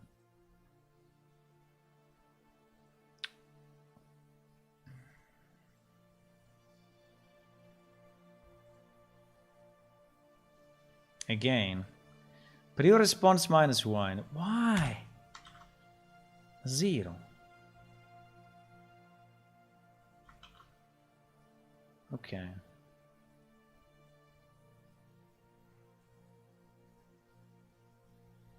I don't know why I had the -1. Okay, let's try now, but I think now it will work. Because on the database is 0, we are loading from database and should be fine. It should be fine.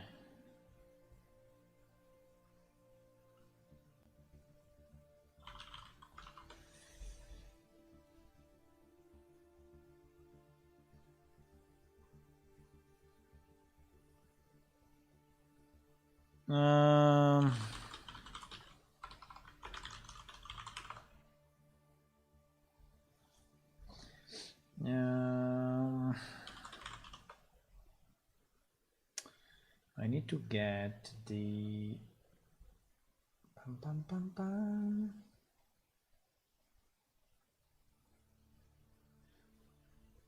Okay, compiled. I think I will just launch it normally. I'm assuming it works now. I'm assuming it works.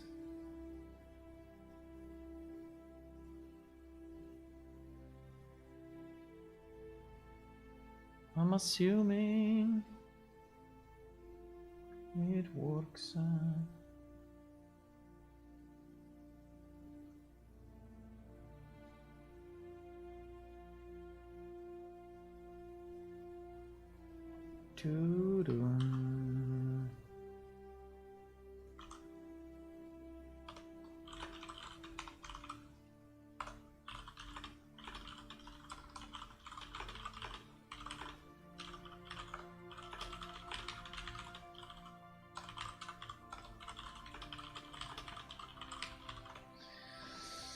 Okay. Sorry, I'm doing some other work in the meantime. I mean, not work, but I mean playing ship stuff. At the same time, there's someone asking me for access. I gave him access. By the way, he's a Mac user, so which is nice. Always nice to have a Mac user.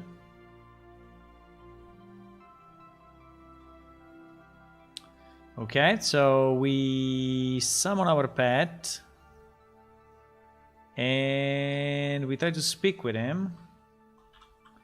And we see if the information in the database now works. I say hello. Fuck. Why not? No? Okay. Okay.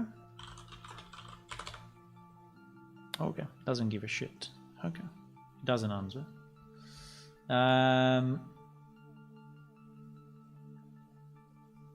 With last response -1. Oh my god, why still last response -1? Why still last response -1?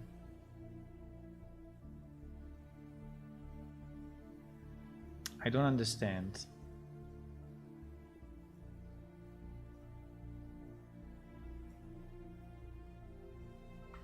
Why this last... There is another place, probably, where we have...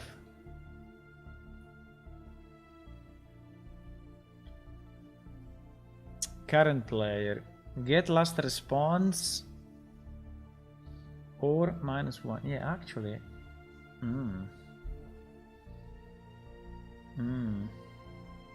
Ay, ay, ay, ay, ay.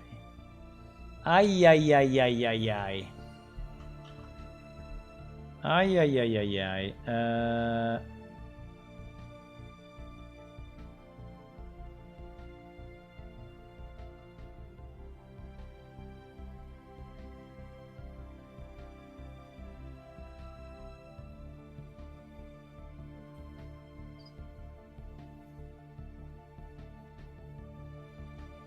No, but this is only the printout, eh?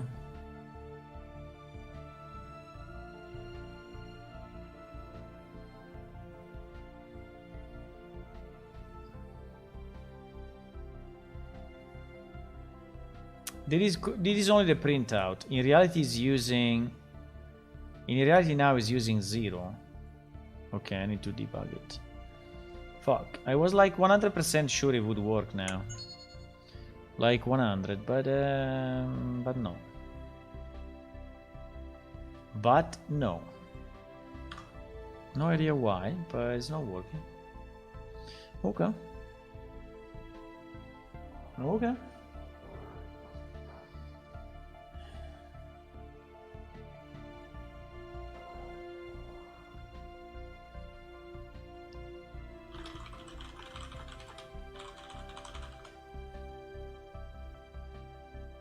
I was typing.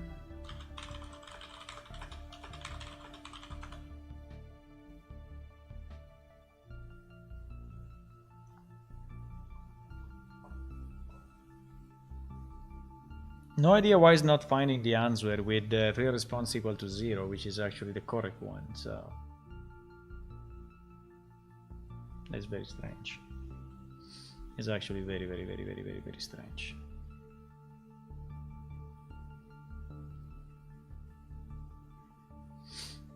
It's actually very, very, very strange. It is the loading, which is okay.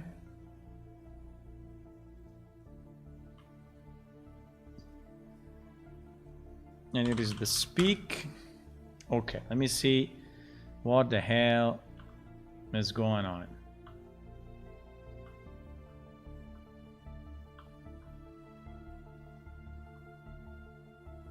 Let me enter here.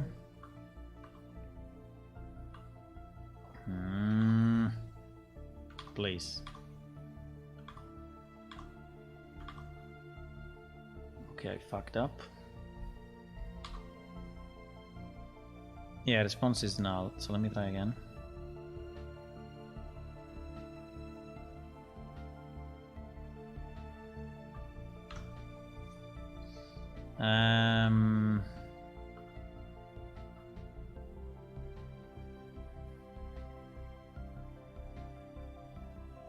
So the first time he enters here, the area is Melare. And this one obviously fails, but that's okay, because I think that we have another run.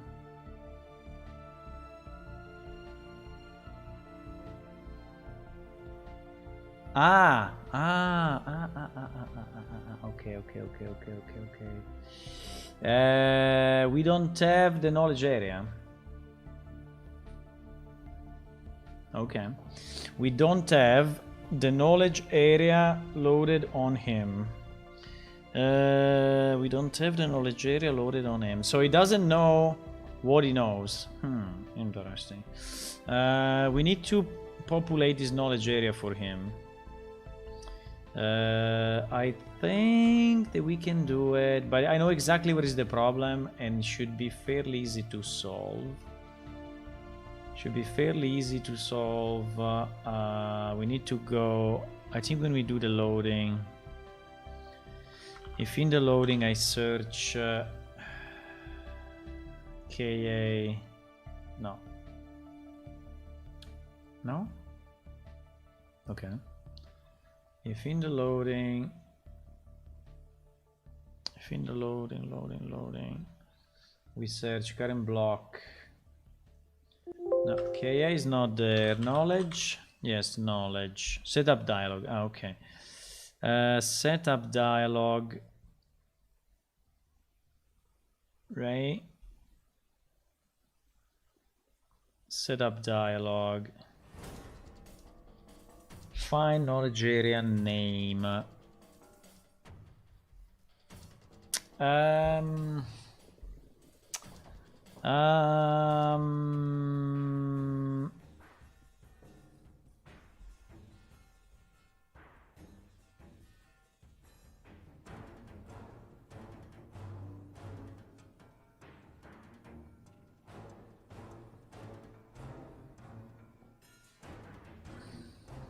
I think we are going through this, unfortunately. Which is the name of the, so we are adding the name of the character. I think we are adding the name of the character forcefully. But if he's a pet, we should not do that. If he's a pet, we should not add the default knowledge area with the name of the pet, but we should add the familiar dot whatever. Because pet names are non-unique.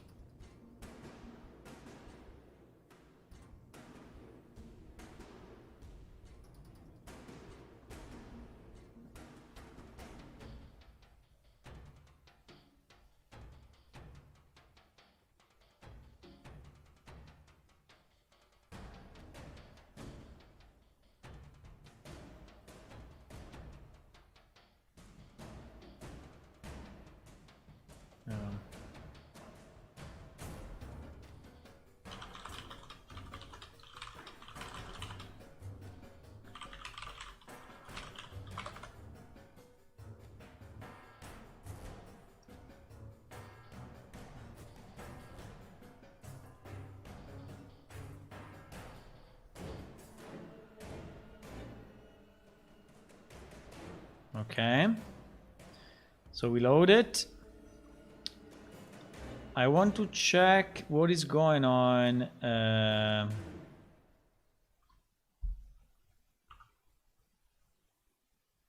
What? No. Wait, we don't go through this? Ah. We don't go through this, but it means that... wait. Okay, let's do it again. I can dismiss him and... Ah, yes, okay, we go through this. This one we return nothing, I guess.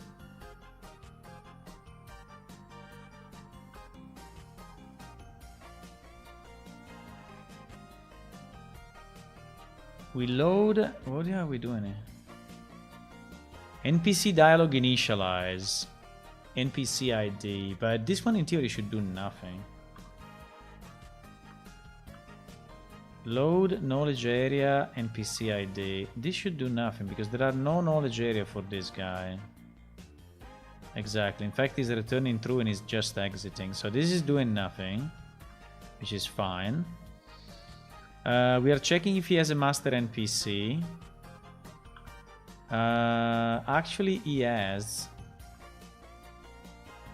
And we are checking if the master NPC has any knowledge area defined. In this case, not. But okay.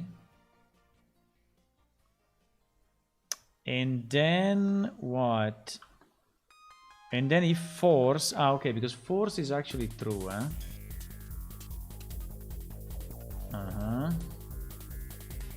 Yes, here we add a new area with the name. Okay, so I think that this piece of code, we need to change it. And we need to say that if is a pet, right? If this guy is a pet, then the new area will not be the name, but the new area will be, as usual, familiar and then %d and then the ID. Did I create it with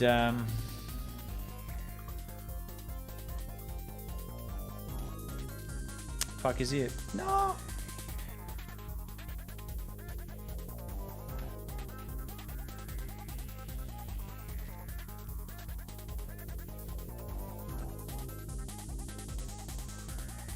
Yeah.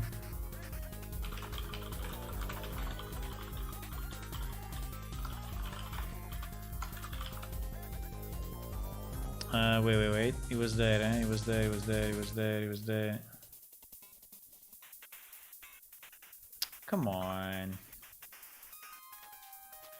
This one. I'm just a bit lazy sometimes. I don't want to... I don't want to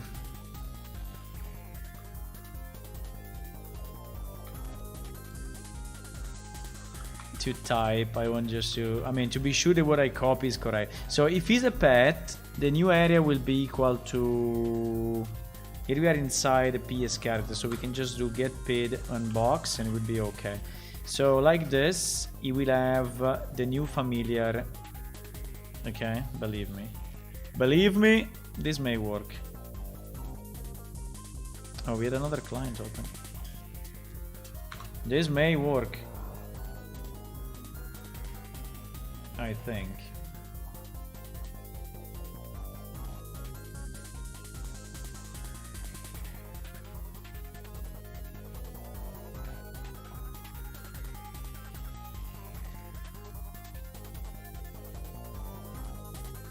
Okay, succeeded.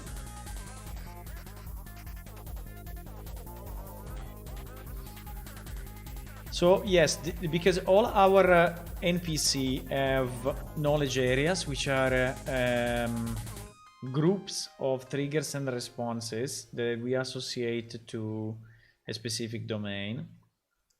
And he had his name as the knowledge area, but for pets is a very bad idea. He should not have his name, he should have the familiar and the ID.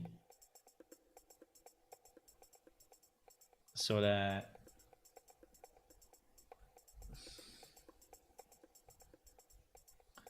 okay, yeah, this window is a bit shit, I know. Unfortunately, this window is a bit shit. Okay, let's see. Hello? Fuck. He's not answering.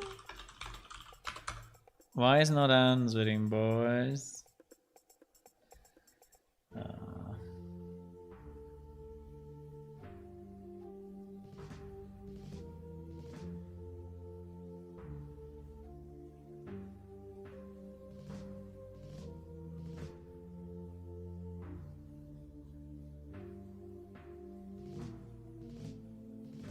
Fuck. There is still something else. Oh my god. There is still something else, boys.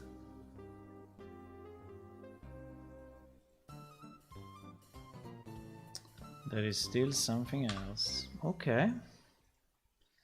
We will debug it again. So now at least he should have his own knowledge area with the proper familiar 174. Now the question is if if that particular knowledge area is actually associated to the server dictionary as well. Because I think that now he knows that he should search there. No, but I don't know. That's strange. This one is strange.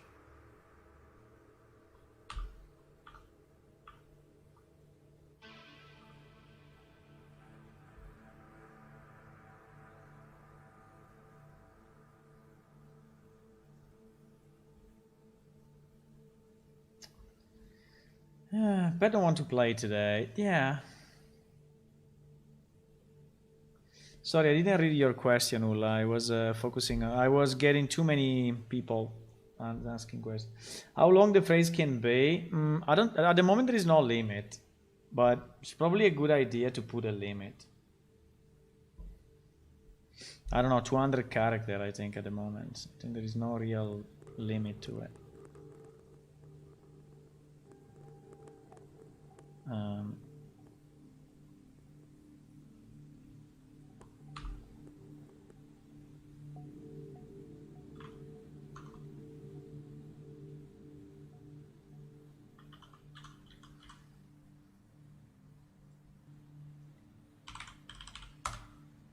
Okay, let's see why it's not working.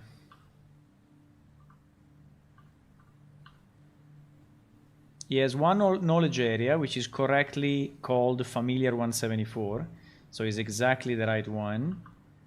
Okay, so we are going in and checking that, and we're also logging it. Yes. Now we are going inside this, and the area is correctly familiar 174. The trigger is a low. So I cannot understand how it doesn't find it, but we will see.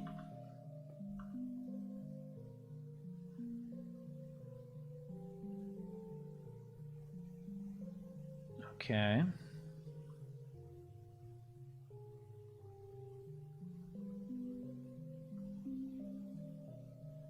Okay, so now it's going inside triggers find. Now, it doesn't find it. Wow, it doesn't find it.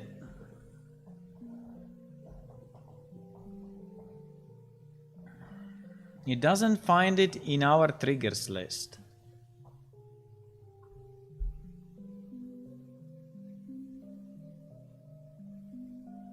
Let me try with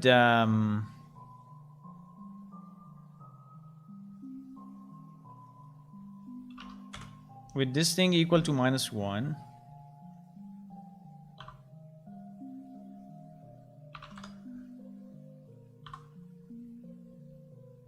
Fuck, now it's finding it.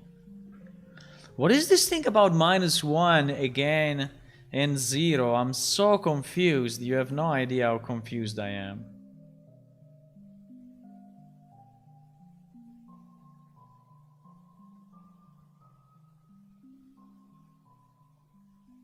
He found it with -1. He found it with -1. So it means that in the triggers list, when we loaded it in his brain, well, when we loaded it from the database actually, but bro, in the, I don't understand. In the database is 0. It's not 1. It's 0. Prior response required 0.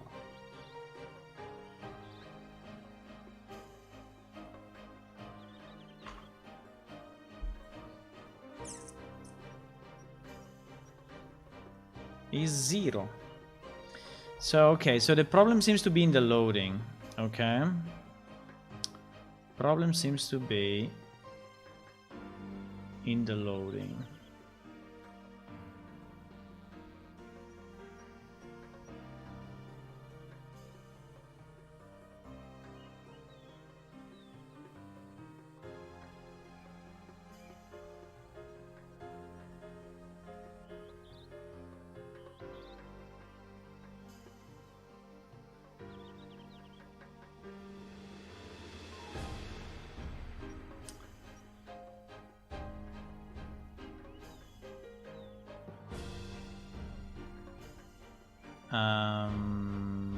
Fuck, I'm losing myself in these 1 million, 1.2 million files and variables.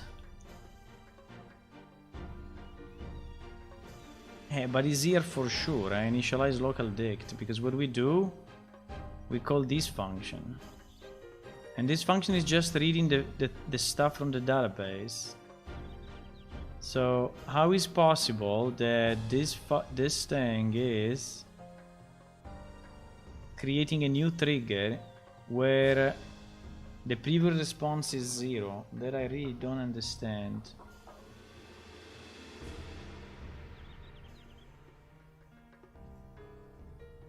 Unless the -1 is the default. No, but we are reading it like this. We are reading it. Prior response ID.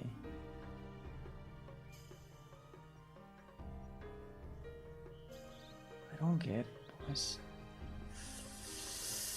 I don't get it. Okay, let's try again. And checking the loading. So we need to check the loading. The loading, for some reason, is pushing in his memory a prior response -1. It's pushing in his brain a prior response -1. I don't know where that is coming from, but it's what it is.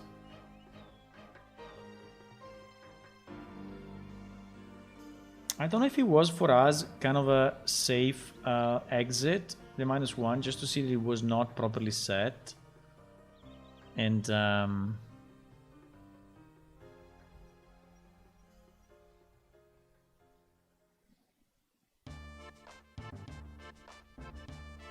so actually we use it, but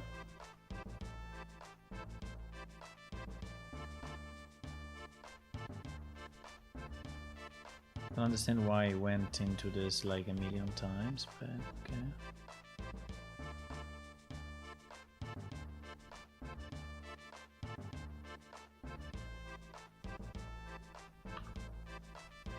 Okay.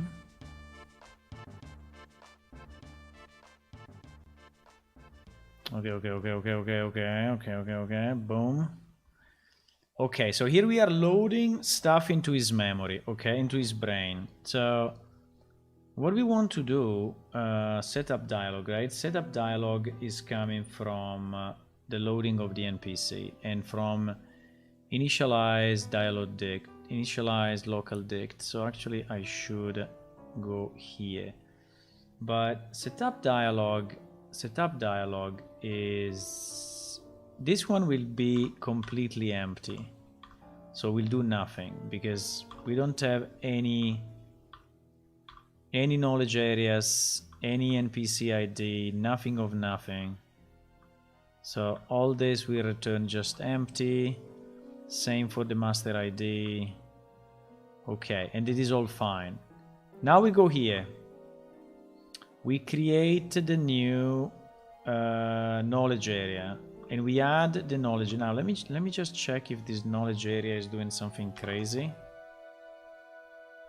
No, it's just push priorities Z. Okay, it's just pushing the knowledge area into the thing. Okay, which is perfect. Perfect. Now we go into this one, and this is where the mess probably is, right? We initialize a new local dict. Okay. We go inside of this thing. Okay. We do a select from triggers. Fine. Now, how can this become -1? That's the question. Because this trigger load. Okay. Trigger load. Trigger. Pre-response -1. No, that is not real. How can the -1 come from this? You're joking. You joking, my friend. No. Wait. Fuck, I pressed something I should not have pressed. Oh my god. Yeah, this one is becoming... No.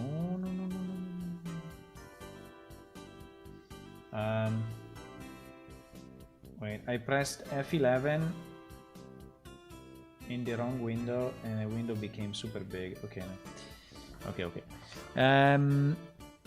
So F11. Okay, apart from this. So F11 is doing this. He's doing load of these fields, right?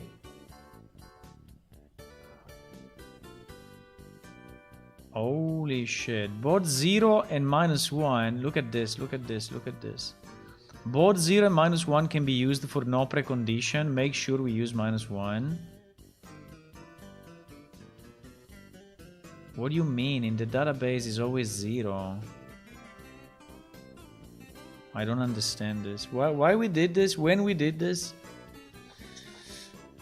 Why we want the -1? I mean, I can put -1, but in the database is always 0. So basically what the code is doing is using 0 in the database, because as you can see, all our answers are 0, but then in memory is loading -1. Why? I don't know, but there is this specific thing. If 0, then -1. And he's doing it only in the loading. No idea. Is this something that I added myself or whatever? I don't think so. Let me see the old code, but Npc trigger load. I think it was already like this. I don't think it's something I added myself recently. No, it's the same. It's the same in the old game. So basically what he's saying is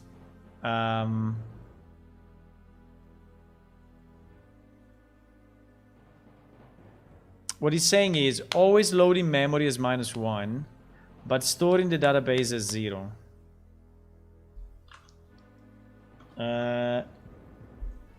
My issue, I mean, I can do that. My issue is that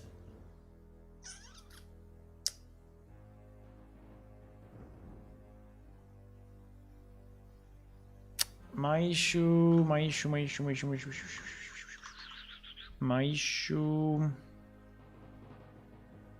is that if I use you see this prior response, right? If I use this prior response, so I should do so basically I should do -1 here, but then when I write to the database I should do 0. This is what he wants, right? This is what the structure wants.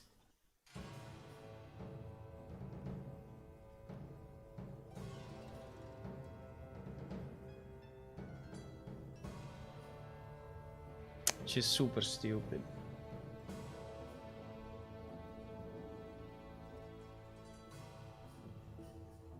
So here I do 0. And in memory I do -1. But there was another place where I was doing the 0.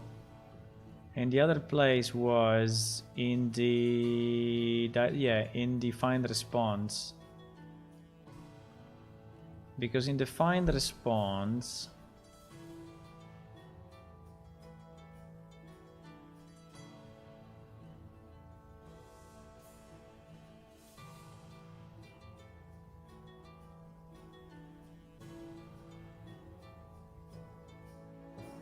yeah, he's always using -1. Okay, fine. We can use -1. We can use -1. Now that I know that there is this split between database and memory, I mean, we can do it ourselves as well. Why not? I have no idea why we don't use just one value.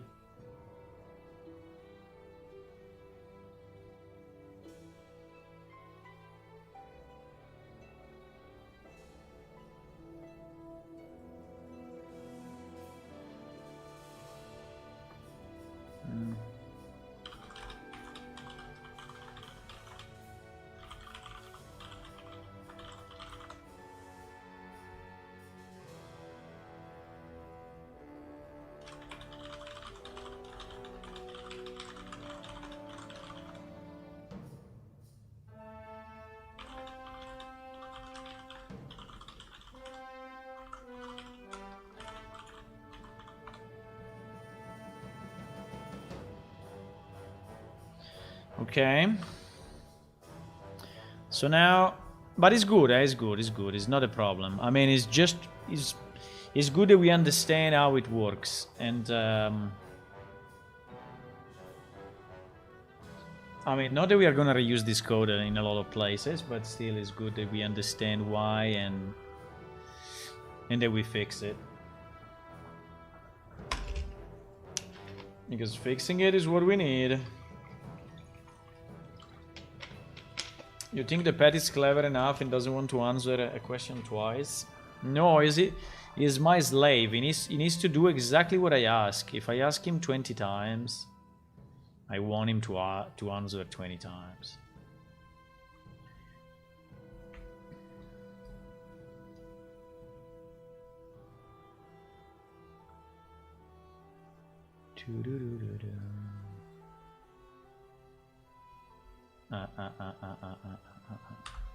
Forgot.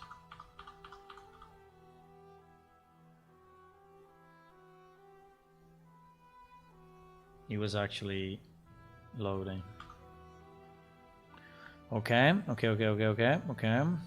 So we do the same thing that we did already 20 times. We do it one more.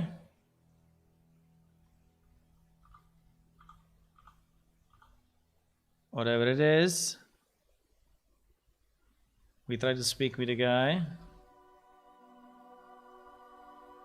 Speaking with the guy. Hello.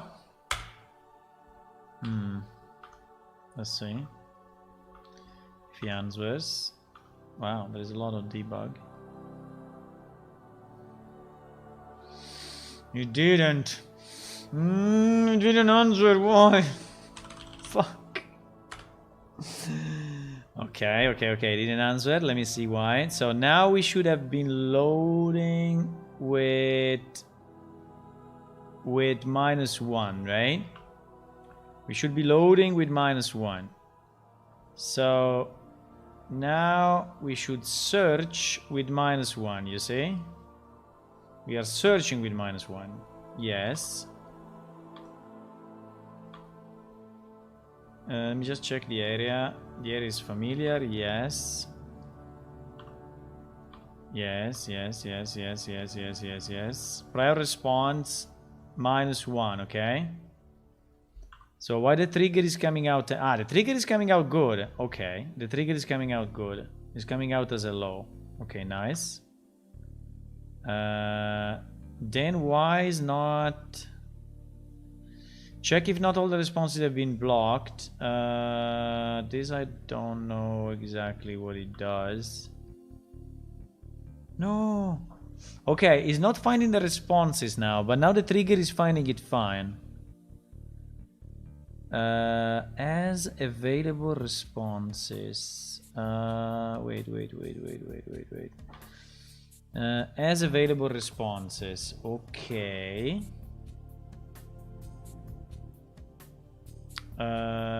No, the response ID list is completely empty. The response ID list is completely empty. Why is empty now and it was not empty?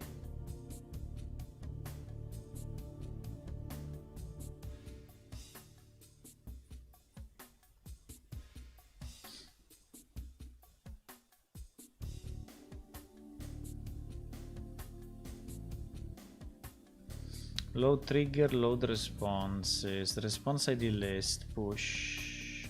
Load the link between the trigger and the response. Okay. Why this thing is not... Okay, so now the trigger is okay. It's the response that is wrong.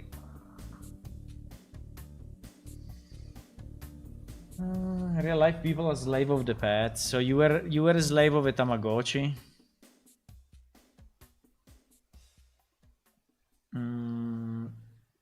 Response ID list. Response ID list push.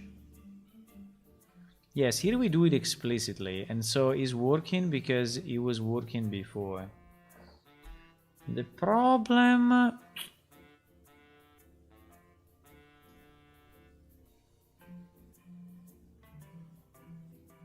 The problem is that this response ID list is not loaded when we load from the database, right? Yes, that is our problem at the moment.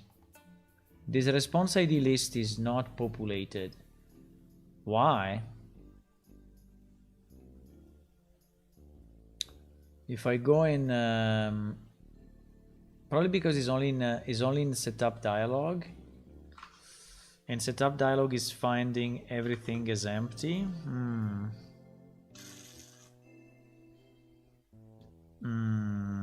Setup dialog.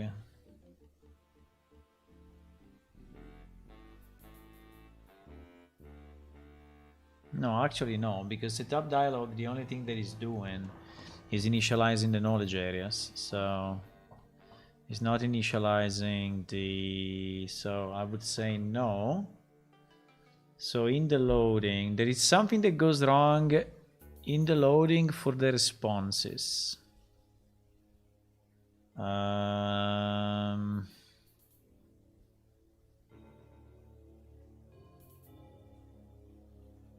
It was at the end, right?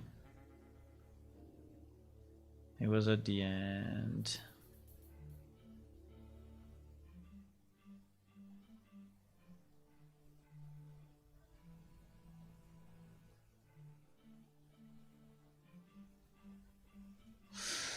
Because, but,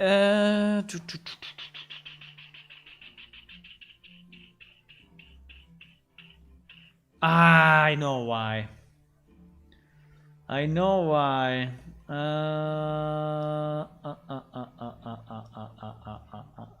I know why. I know why. I know why. I know why. I know why. I know why. Because the link between trigger and responses is actually created.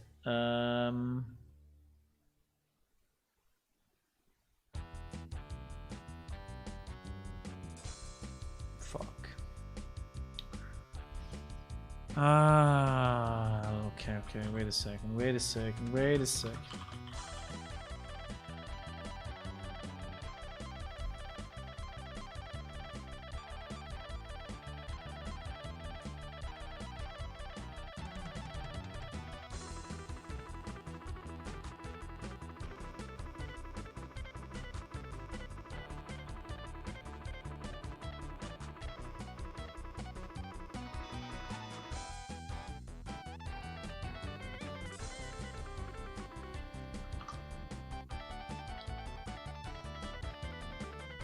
So we have to do it manually, I think, for the pet.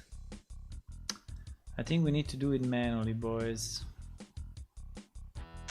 Because loading triggers, I think is doing the link between trigger and response, but it's doing it only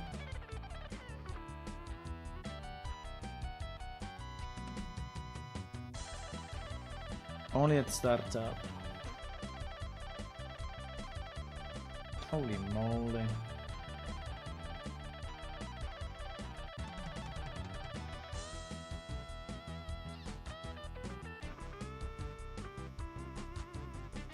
Yeah, we load them at the beginning, you see? So here we are loading. You know what is the mess? But it's not a big mess. It's not a big mess. Don't be scared.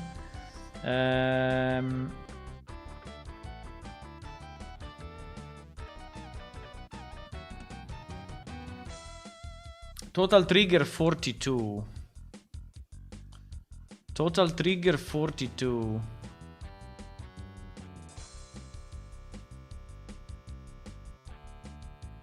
Yes, is loading also the one of the familiar at the beginning. No.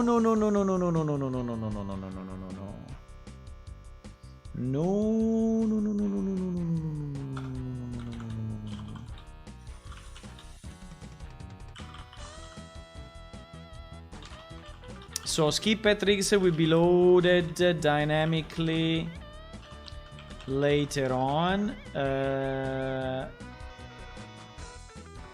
So we should do, unfortunately, we need to do something like if trigger area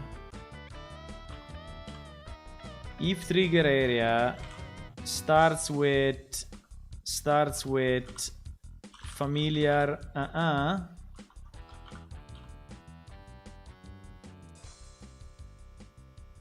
right? Then we skip it. Continue. So then we skip it. We don't want to.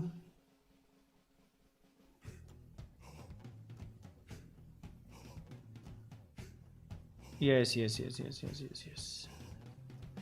So we skip it. So they are not loaded here. Now the problem will be the responses. Fuck. The responses will be a kind of an issue. Because the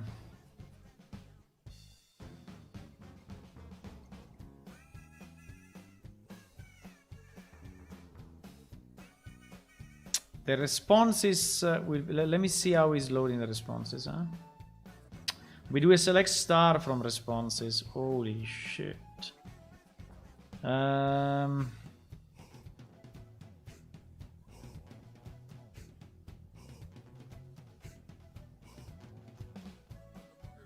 But maybe if we don't find the trigger ID, we...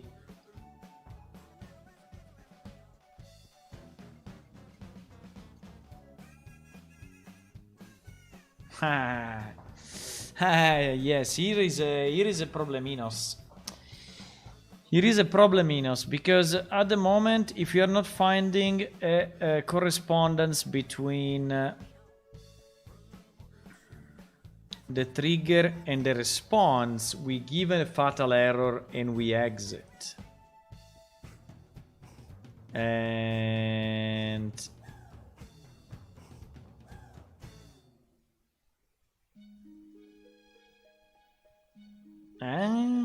there is a probleminos, boys. There is a probleminos. Probleminos. Ah, no, I have the solution. Wait. No, I don't have it. Fuck. No, I don't have it. Holy fuck. I have the solution for the triggers, because the triggers are simple. The triggers have the area specified here, right? And so I can just exclude all the triggers that have this particular tag, right? For the trigger is easy. I just exclude them by name, by area. Unfortunately, the responses just have the trigger ID, right? They just have the trigger ID. So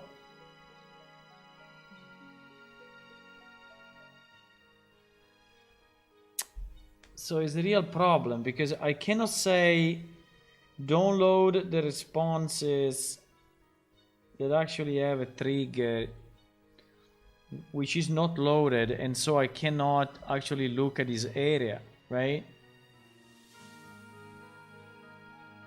I mean, I can remove that error, and I can remove that error, but it's a bit of a pity though, because it means that we will not detect. So I could, you know, here in load responses, just avoid this second error and not returning false, but assuming that if we fail to load the trigger for some reason, is because maybe it's a pet trigger, but fuck.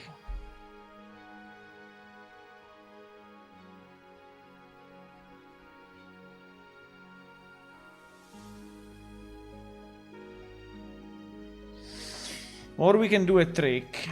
Let me try a trick. I think I will not be very happy of this trick in 1 or 2 years from now, when I will revisit the code. But you know what the trick can be? The trick can be that inside NPC responses, we are setting another field, which obviously makes no sense, but we have no other possibility.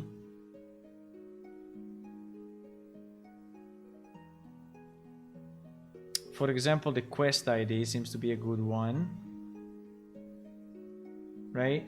To, I don't know, -2 or whatever. And when it's set to -2, it means that is a response of a path that should not be loaded, and so I kind of filter him by that. I think that any value anyway that is not relevant will not be used, but I think that's the only possibility I see at the moment.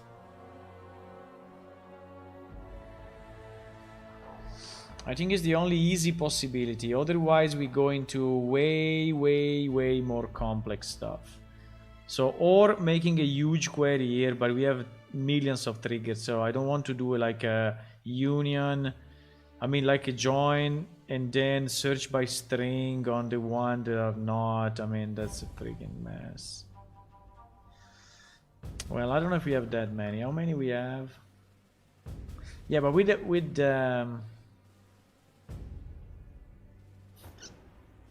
NPC responses in production, but I think they are a lot. No, I don't want to do it anyway. I think they are a lot. They are anyway in the order of thousands and thousands, and I don't want to do something that is, you know. So I think we can do this trick. Hopefully we'll not break anything else. Hopefully. Can we have another trick? Well, if we want to do it clean, I should add a new column, right? And call it pet response.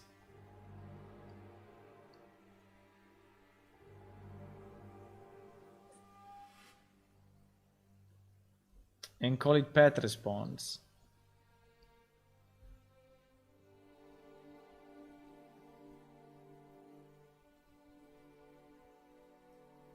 No, but I think questa ID -2 is pretty good. I think questa ID -2 is pretty good. It's a bit dirty. It's a bit of spaghetti code. Where is the spaghetti code? Redeem spaghetti.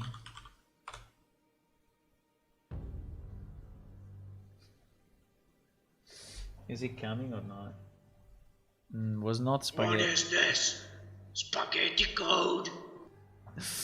Exactly. So it's a bit spaghetti, but I think it's okay. I think if we document it enough, you know, we will not be too unhappy about it. I don't know, it's the quickest solution, boys. If you want to do it in a proper way, I think it will be an issue. So let's do it. So basically what we will do select from NPC responses where quest ID is different than -2, right? And I put a comment saying we flag as -2 the responses of pets that we don't want to load at startup, right? Okay, so now we need to do the following. We need, well, okay, simply enough, I will put -2 in the database, but I also need to do it. I also need to do it by code so that when we teach him stuff.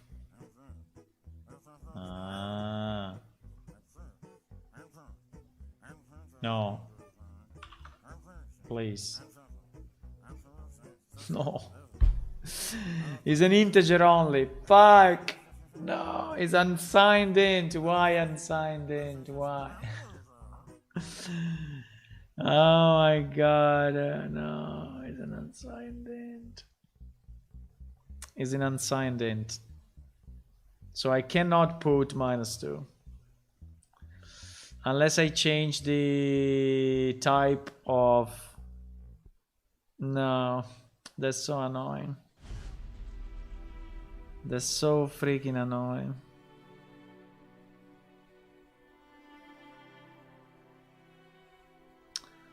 That's so freaking annoying. Okay, I cannot do it there. I cannot do it there. We can do it with a pronoun him. We can do it with one of these pronouns. Because anyway, if we don't load them... Now the only problem is that if I put it there and then I load it, when I load the response, I'm loading also the pronoun him. Do I really need to add a new column? Fuck it. You know what is the problem of adding a new column? Is that I think that we already have in the...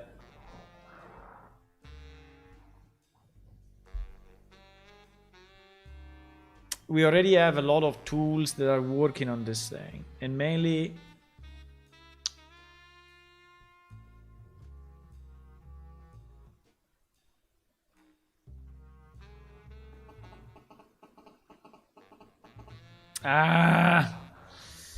that is annoying. This is annoying. I mean, I can put an insanely big value that we will never reach, right? So it's an unsigned int 10. So in theory, I could put a value that is like 9,999,900,900, you know? I can put just an insane value that we will never reach as a quest ID. And we will use that one as the pet value.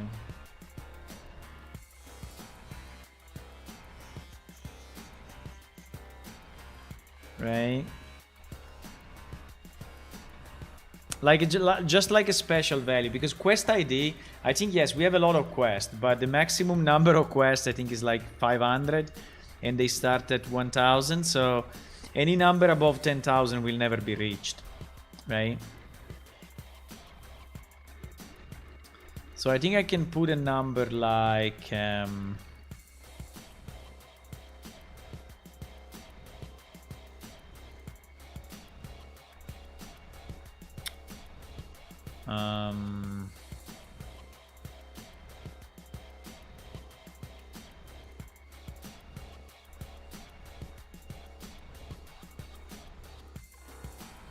I was trying to write pets, but it's not possible. I think we can put like 990 millions, 900 millions, millions. I don't know. Let's do 9,999,999. Okay. Let's put this freaking number. This will never exist in our database as a quest ID, because the max quest ID that we have, I can check it. The max quest ID that we have in production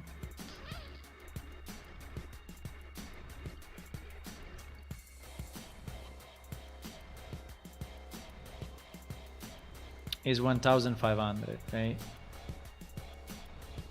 So, and they go one by one, so I mean we will never reach it.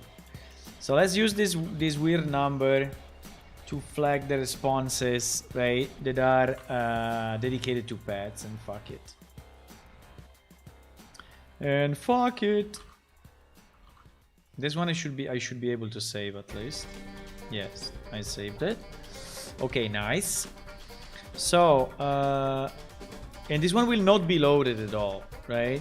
So the fact that it will not be loaded is perfect. Can we do the same for the triggers?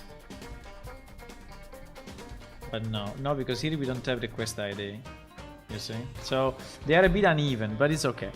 So we will do this 9999999, and then it means that when we write to the database, so if I go inside insert trigger, right, we should be sure that when we write to the database for the pets, we add ID, trigger text, and then we add also quest ID, right?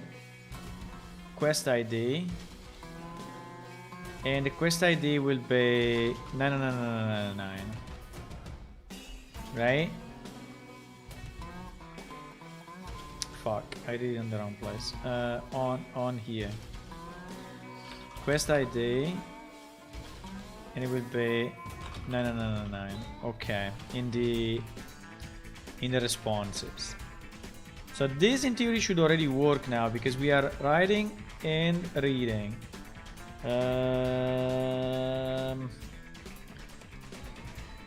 What I'm missing? I'm missing to check that that 999 is not messing up when we are loading. When we are loading our responses in Pet Manager, because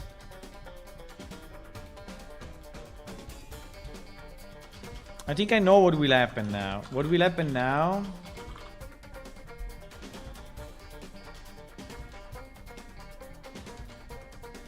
What will happen now is that, yes, when we are initializing our local dictionary and we are loading from the database, we get the 99999 and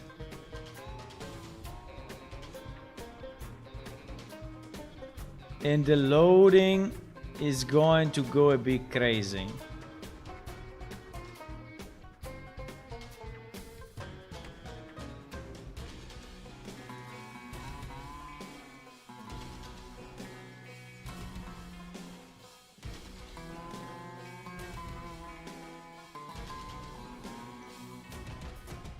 Wait. Here.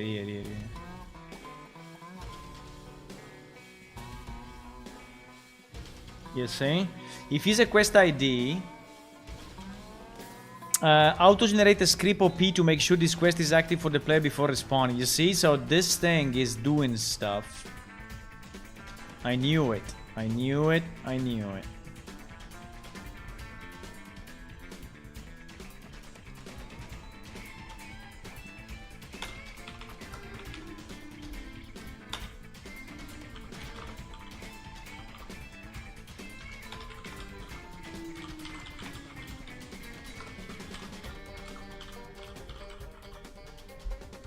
So we need to exclude all the pet responses from here, otherwise it will start to become a mess.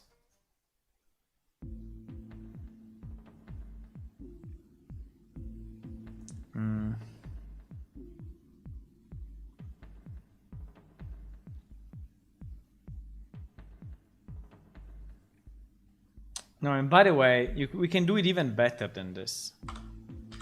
We can do it even better than this, because we don't need the 99999 in game, right? We don't need it.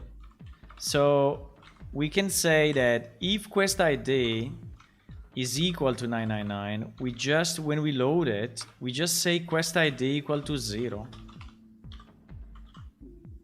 Right? So we don't, because there is just a flag for us in the database for loading, but then when it's in memory, it should always be 0. Should always be 0. There should be no reason why that should be anything else. So this way we basically neutralize the change that we did when we are loaded, and that should do it. So now the writing to databases should be correct, and loading from the database should be correct. Now what we miss is the link between the trigger and the response, which is generated automatically by our dictionary when it's loading the trigger, by our which is loaded out by our NPC dialog. No, fuck. Where was loading triggers in Cache Manager? No, in dictionary. Okay, in dictionary. So, yeah, so here,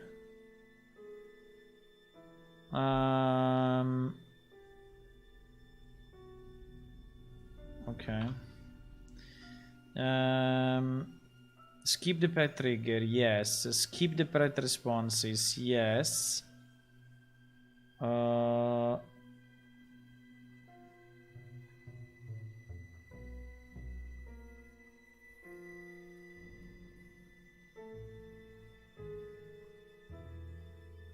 The problem is, where is creating this freaking response ID?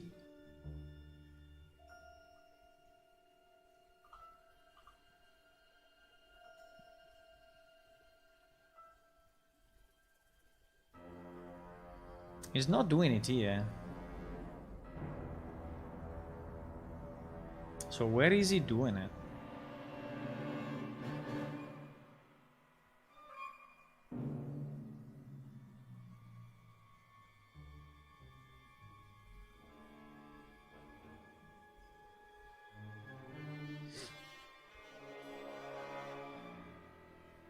He's not doing it here, boys.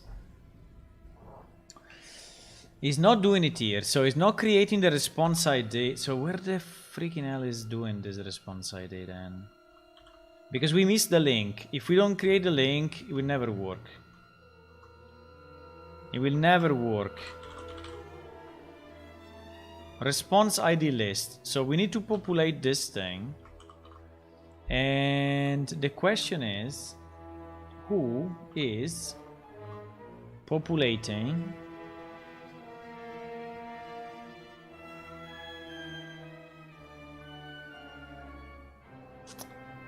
add trigger? Add trigger is doing it, but add trigger I don't think it's called, is it? Is it called in the loading?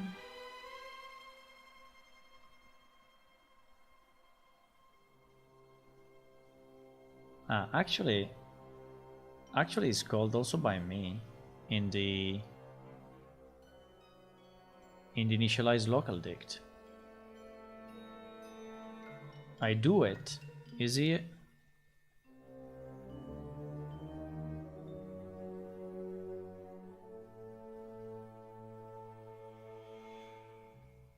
Actually, I do it. So, so the link should be there. Assuming that this one goes in the right place though, wait a second. Here we are inside the dictionary. Here we are inside the right dictionary, right? Yes, we are inside the right dictionary. And when we search the response ID, are we inside the right dictionary? Wait.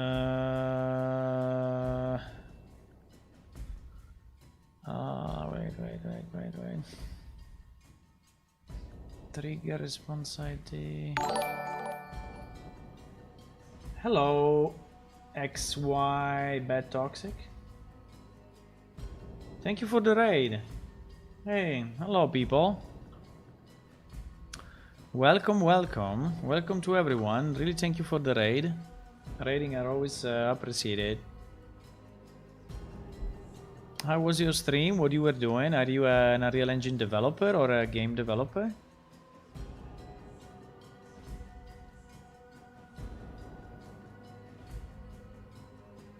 Okay, let me just do this. Let me just launch this one and see when we arrive at that point why it's not creating the link, because I think it is. I think he's creating the link. Maybe he was not creating it because we were loading all the triggers at the start. Now that we filtered them out, I think we should be fine.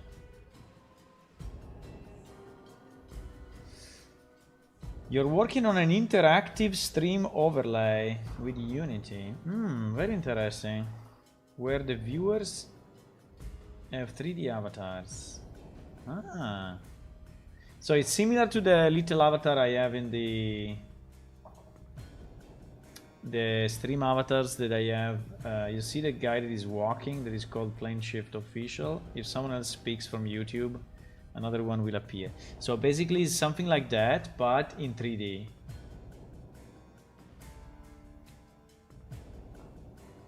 So that like every... nice. So it's like a 3D stream avatars.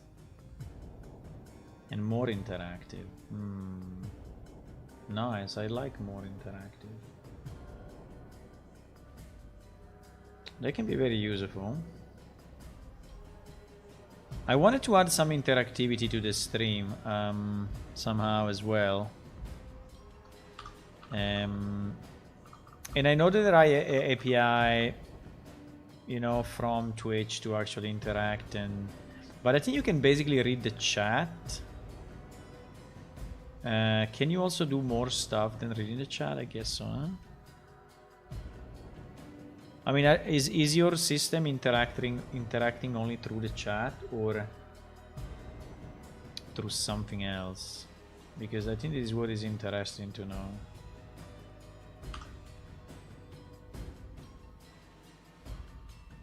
But really, thank you for the raid. I will try to raid you back. Even if you are a Unity developer, so I tried to raid Unreal Engine once, but since you did it, I will try to raid you back the next time. Let me keep a note because I will forget for sure. I will forget. XY.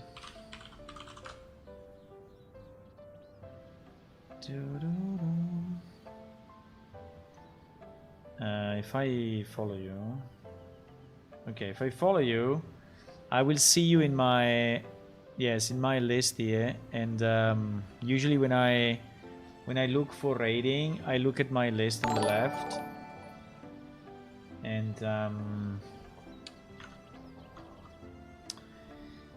so it's easier for me to remember, you know, because otherwise. And with that account, I mean, with this account, I'm only following the Unreal Engine or anyway other developers, so it'll be fairly easy to find you. Okay, here we are setting up the dialog, right? So I want to see if, yes, when initialize the local dictionary, if we are loading the trigger or not, because this is what is going on here. So we want to read, okay, the trigger I think will go fine. So we have this new trigger, we load it, everything is nice.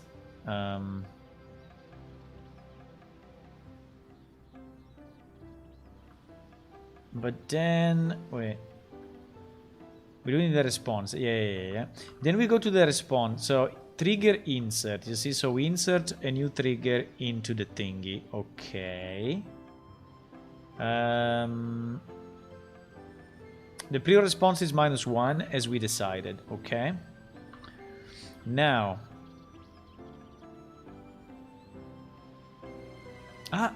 why we skip all of that?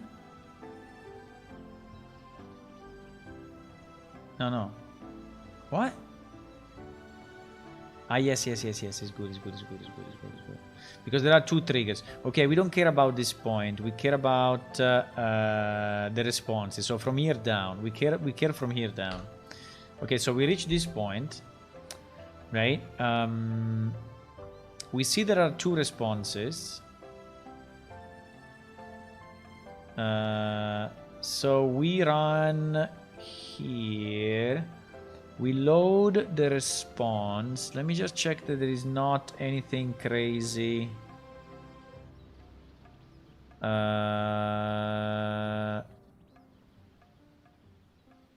No, there is enough. I mean, everything seems to be in order here.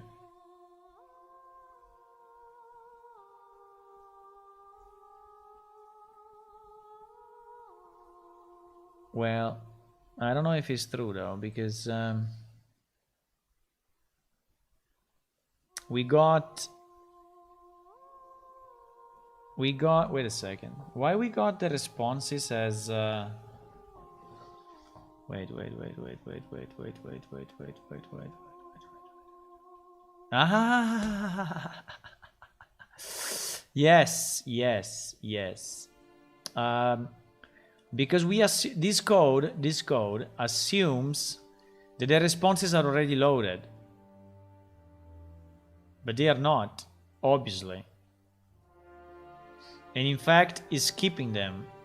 In fact, here is trying to load a response. Let me just go inside of this.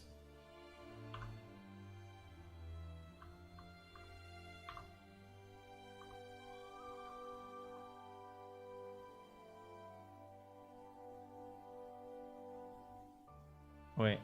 No. Wait a second.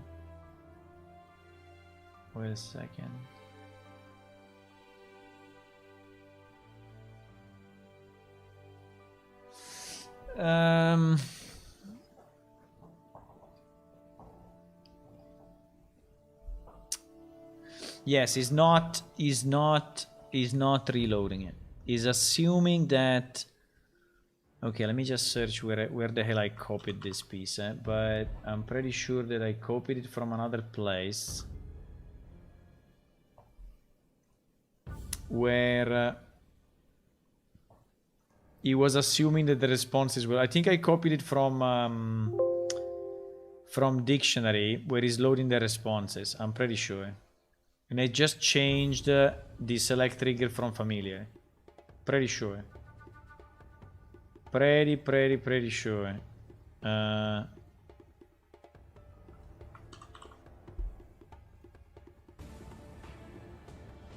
Yes, you see? I copied it from here.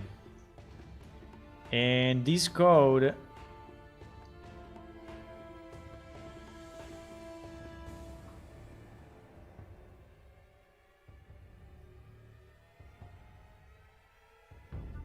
Yes. Yes. And this code is assuming that we have... so we should do... Wait.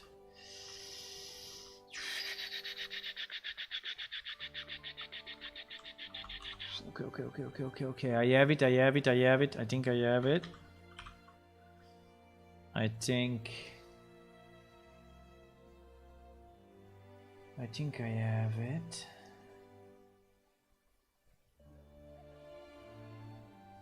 See you, XY. Thank you for watching, and thank you again for the raid. Very nice. Very happy about it.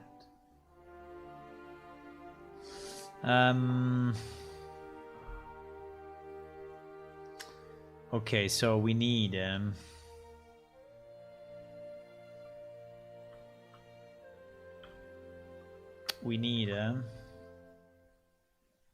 our initialize local dict. I think I have to move this initialize local dict to somewhere else, because every time it's so annoying to go through this because I don't find it. But loading trigger for this pet. Yes, here we are not loading shit. Here we are not loading shit, boys. Loading responses for this pet. If we don't load it, it will be impossible, right? So we can do select start from NPC responses where good question.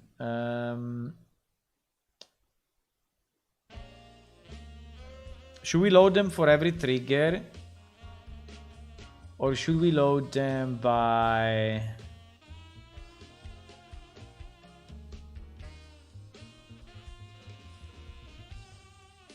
I think I should do something like this, where trigger ID is in a specific set, and the set will be, the set will be the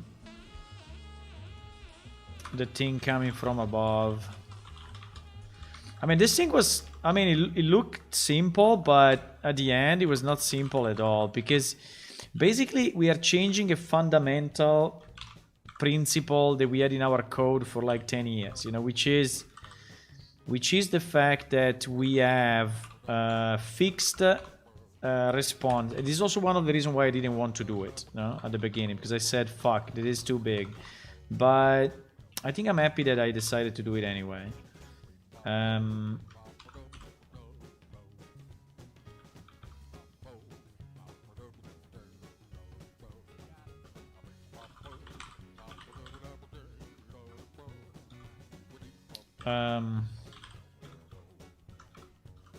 Because we are changing a fundamental principle of our engine, which is that the responses and the triggers are predefined. Right? So in our game, everything is predefined. So when the server starts up, he knows exactly how many triggers and responses he has. But in this case, we changed it. So we said that the pet is learning on the fly. The pet is writing new phrases on the fly on the database. And plus, when we are loading the server, those phrases are not loaded, right? So we load them later on. So, and that's exactly the hang up, right? And that's exactly the complexity that we are facing. We are facing the complexity for that. So I think I need to concatenate. I think I need to do something like for every trigger. Maybe I can create it here. Let me create the string here. But we can do this, huh? We can do this. Easy, easy, easy, easy. We can do this.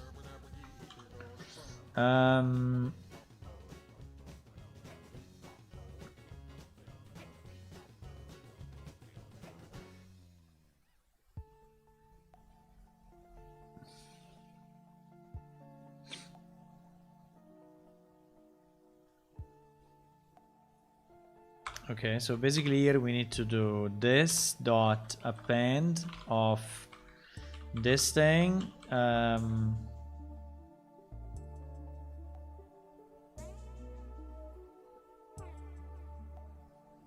Of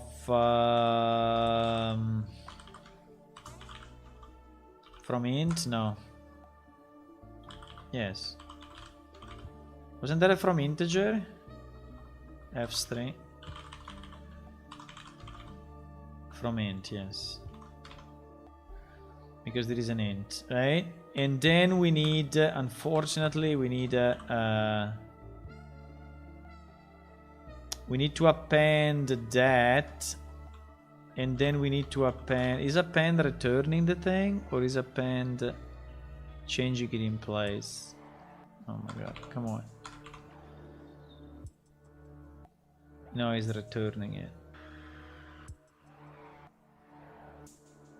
Is returning it.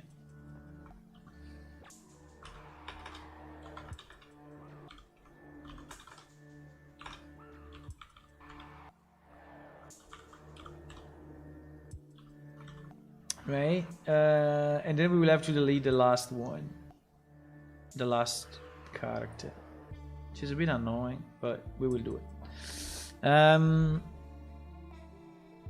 Okay, then when this is finished, we just remove the last character. So we do a left chop. I always confuse the two. We do a left chop, which is the size of the string -1, right?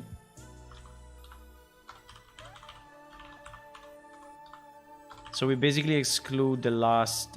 Is left chop returning it, or is left chop?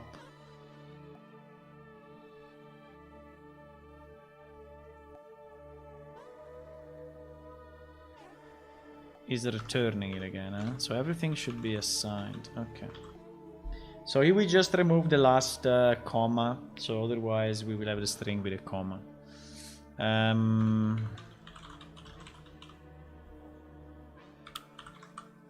Okay. So, trigger ID. Okay, so now we are selecting all the responsive for those trigger ID. We are, okay, getting an error in case we cannot load it. The total responses will be the result count, yes, and wait, is array responses? This array responses doesn't make any sense, right? In this context, I guess, because we don't have it. Right.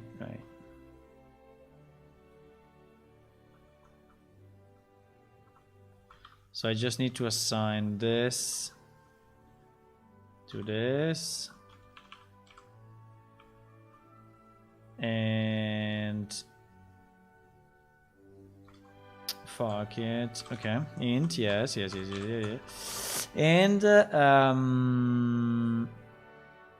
then we just saw, okay, now we will find it.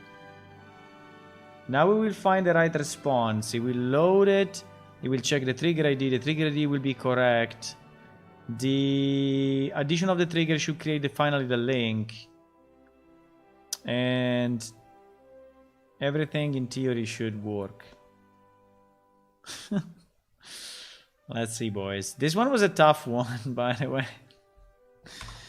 But I mean, not very tough, just time consuming, because there were so many places where this thing was impacting the loading, was impacting the writing to the database, was impacting the loading on the fly. So I mean, it's still kind of impacting. And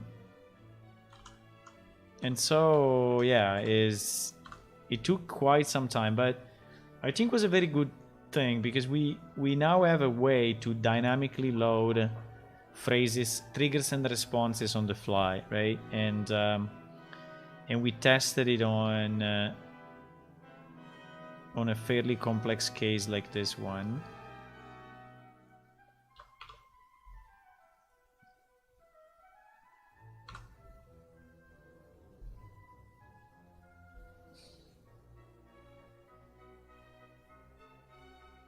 No, it still needs to work, huh? It still needs to work. It still needs to work, but, you know... Okay. Let's test it. Let's test this. Let's test this. I'm ready for a drum roll. If it was drum roll. I don't remember. Yes, it was.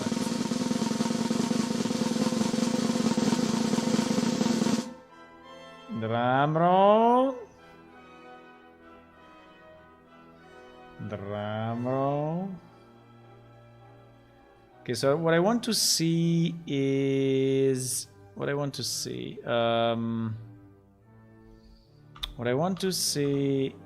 Apart from the million, okay, breakpoints, fine.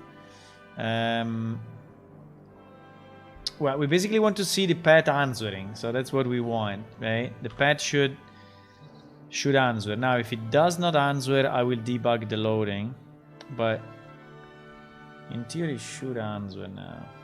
Theory, Theory, practice, Lot of theory in here, Fuck, my pet didn't load. Ah, no, wait. It's in... Yeah, it's loading.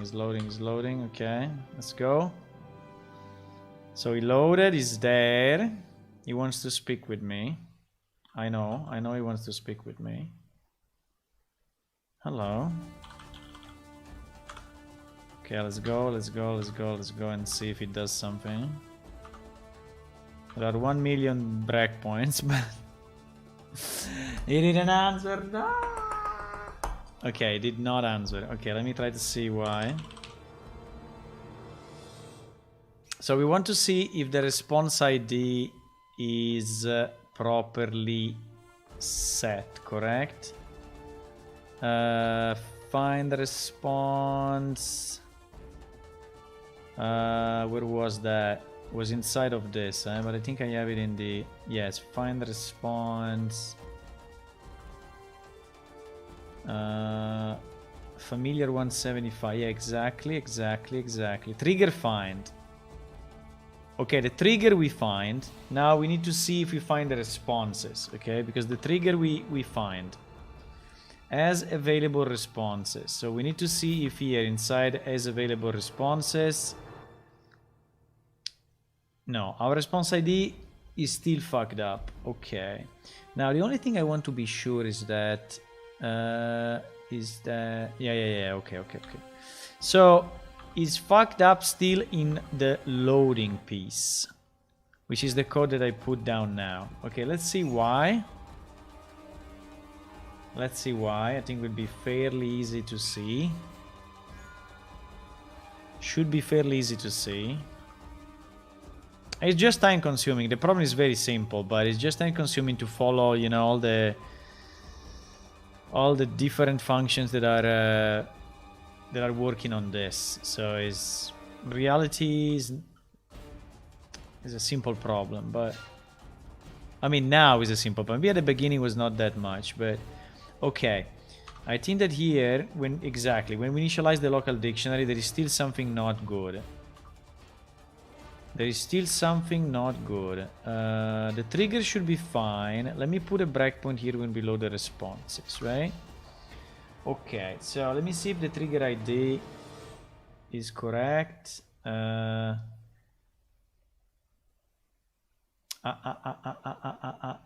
We fuck up something here though, because the trigger ID is only 4. 4. I think it's the left chop. I think the left chop is wrong, boys. The left chop is wrong.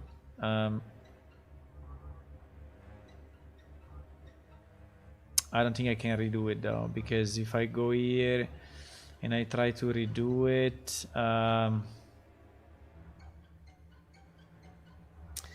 yeah, I think it will be fucked up. I think it is the left chop anyway, because the result was only 4. It's impossible that is a number. So I think this left chop is chopping. What is chopping? Returns the leftmost characters from the string, chopping a given number of characters from the end. Yeah, in theory is correct though. Okay, we need to execute this, but I think that's where it's fucking up. It's fucking up in the chopping, in the chopperinos, or in the collection of the triggers for some reason. But it cannot just be 4 for sure.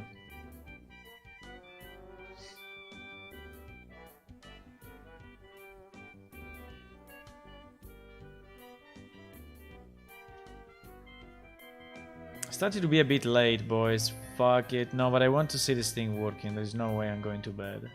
There's no way. There's no chance.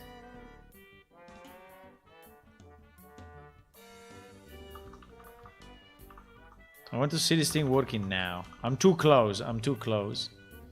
I'm super... Like... When was it? Yesterday? No, I don't know.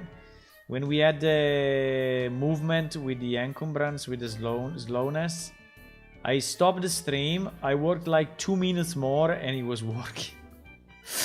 And it was working. Fuck. 2 minutes. It took me 2 minutes. There was just one variable to replicate.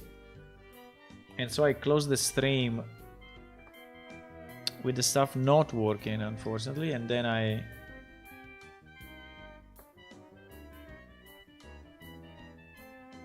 Okay, so the problem is just in the chopping, okay?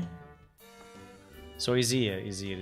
So let's go, I think I can just go here actually. What do I do? We are inside a 4, right? Yes, we are inside a 4. So if I go here, I think is good enough. So here we are getting triggers loaded. Oh my god.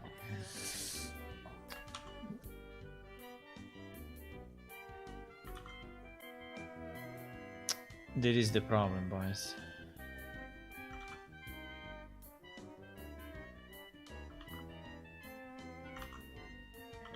That I used the wrong variable there. Fuck. So yeah, we need to use triggers loaded and add this, and then yeah, that was why it was not working, boys. Okay, fine. We will test it anyway, because now that is the reason. That is the reason. Easy.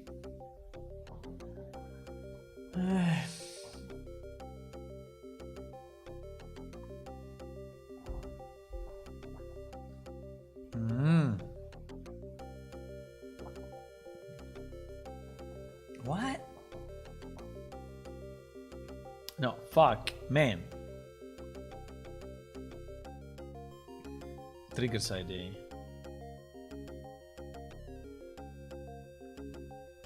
No, was actually correct? No, it's impossible. What do you mean? Was actually correct?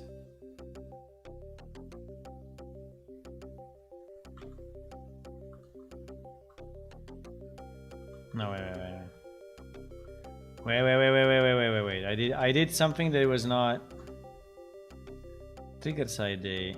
No, it's actually correct. I think I saw the error, but it's not an error. Triggers ID append. I append this one. And then on this one I append that, yes. And then I return it. And then I left chop. No, I don't know. I have no idea why it's failing. But I think it's here.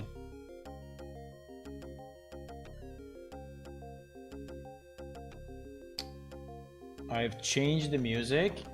What do you mean? The music is so many songs that is never the same. I mean, it's very hard that it's the same. There's thousands and thousands of songs. I don't know how many, but it's many.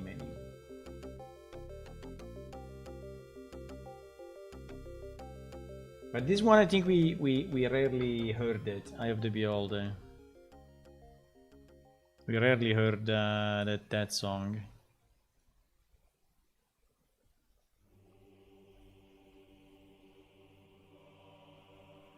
The same playlist. Yeah, it's not exactly a playlist, but it is actually files in my PC. But yes, it's the same playlist, but the playlist has, I don't know even how to see it.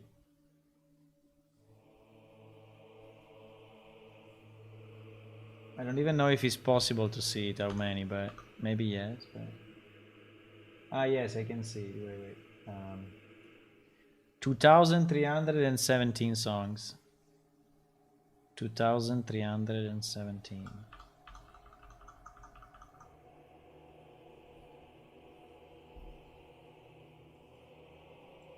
Consider that, I don't know, in 1 hour you listen probably to 30. So in 3 hours you listen probably to 100.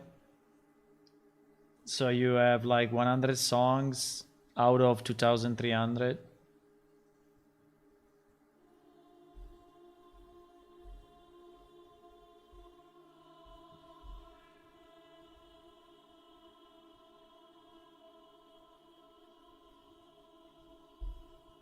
Even if there are some songs that are pretty short, so maybe it's less than that. I don't know.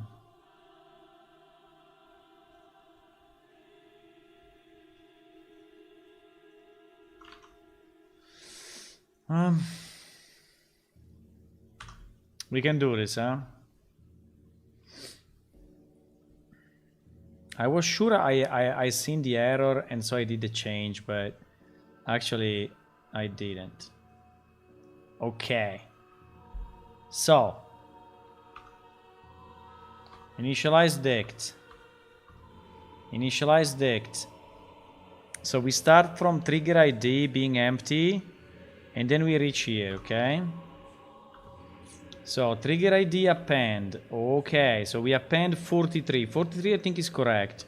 Then we append the comma. Okay. Then we go back there. We append 44 and then we append the comma. So yes, at the moment the number is correct. So it's 43. 44. So I think that probably, you know what I need to do? I think I need to do left chop 1. Because I think that now the left chop will destroy.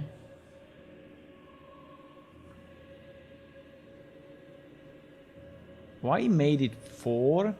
Because he's chopping. Yeah, I think I need to do left chop 1. And so it's just removing the last character.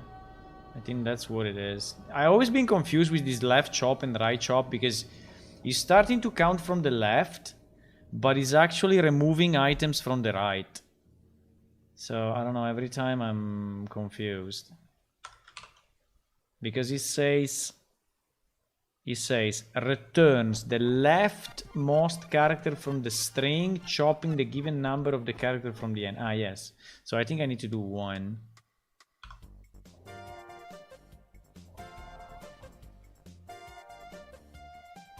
I will add more albums to the list anyway.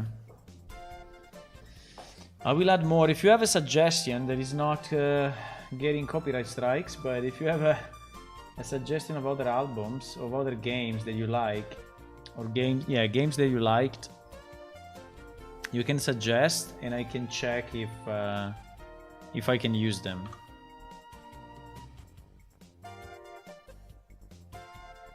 I don't know which kind of games you like, or you played, but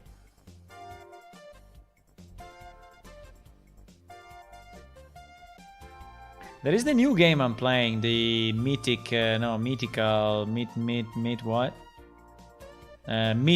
the card game.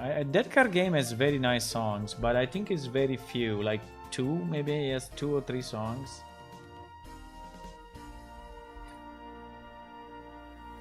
But those songs are very, very nice. I can try to double check if they are available or not.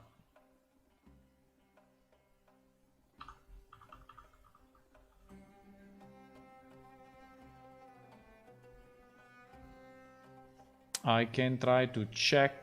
You know what is also, there is so much new code that I mean, it's pretty normal that it doesn't work at the first. I mean, sometimes it happens to me that it works at the first time, but it's kind of rare. But sometimes it happens. Okay, let me just see if now we didn't chop it badly. Okay, now it should be fine. At least the loading. Okay, then I don't know the rest, but at least up to the chop of the triggers, we are in good shape because the chopping is okay. Now we need to see if this motherfucker is finally answering to me or not. Ah, finally answered. Thank you. Thank you. Okay, finally answered. Motherfucker. Tell me at least how are you, okay? Tell me at least how are you. You have so many debug that I cannot go out of it. Oh my god. Why is never exiting? I don't know. What do you mean, hey? Hey, you said that before. How are you? You are not answering? You should answer to how are you. Why are you not answering to how are you? Anyway, answer to hey. I mean to hello. Let me see. We have 2 triggers.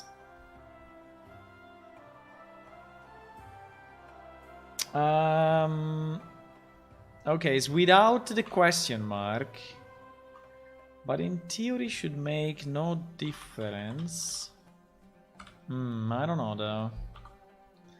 No, I think it does make a difference.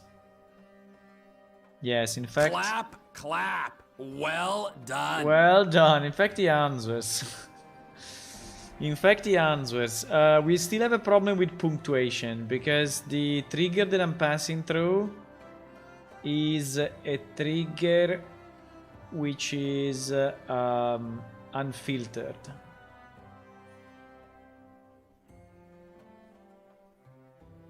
Is a trigger which is unfiltered. But you know what? I think we can filter it up front. It's kind of strange though. It's kind of strange because in theory it should be able to filter. It should filter it. Okay, that will be for another day. But anyway, the guy answered. You see, he said okay. If I say hello again. If I say hello again and I remove these 3 million breakpoints that I have, he's saying hey. He's speaking to me. He's speaking to me. He's speaking to me. Now that was the easy part. Now the complex part is, but I'm not gonna do it now, but I think we can just try for fun. The complex part is to say, now learn something new on top of what you already have, right? And so I will add a new question on top of his current dictionary that he loaded from the database, because that one he loaded from the database, we didn't teach him live, right? Now we are teaching something live, which is I don't know, what we can say. We can say, I don't know, let's say name. And name would be me, tri, tra, through 3. Okay, so we teach him this, which is on top of the existing triggers, and we GG out. Okay, this was kind of expected though, because now we are mixing the database knowledge with the new on-the-fly knowledge. In theory should not crash, but is crashing.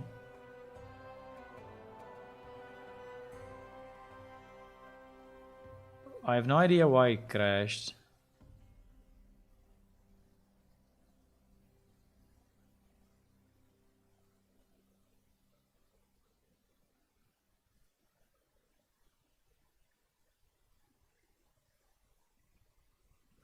I think it crashed because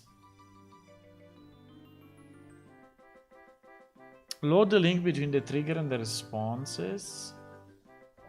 I couldn't load the trigger. Probably we have an error. Let me see if we have an error in the... No, we don't. Response not found. Yeah, we have some errors. He couldn't load...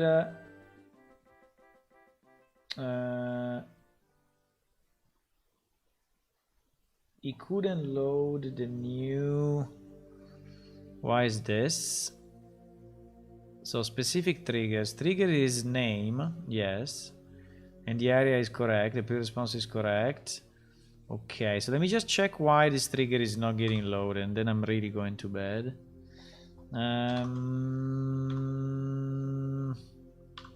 Loading triggers, yes.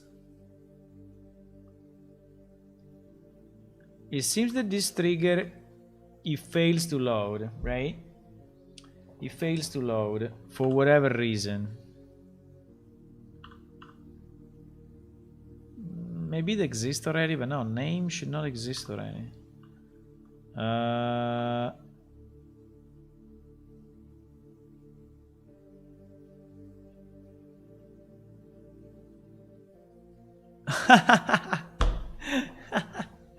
Okay, because we are using the same function. Fuck, and now I'm skipping them. Okay, because we are using the same function to load. Fuck me, no. Okay, but it's fine. So the reason is that we are using the same function to load the triggers when we are loading from the database or when we are loading from the on the fly. And we decided to skip when we load from the database, right? So I think the only thing we need to do, which is fairly easy, is just to add here a new boolean, right? Which will be like load will be a new boolean which will be is pet, something like that. Well, actually, I think I can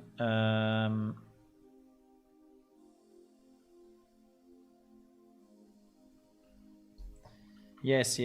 I think I can avoid. It's even simpler than this. I can check, because this dialog is associated to the pet now, and so we know here if the pet. I think we have something like what was it? Self or owner?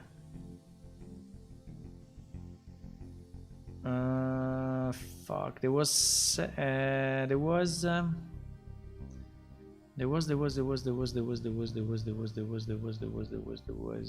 But wait, I don't know if I have it on the dict.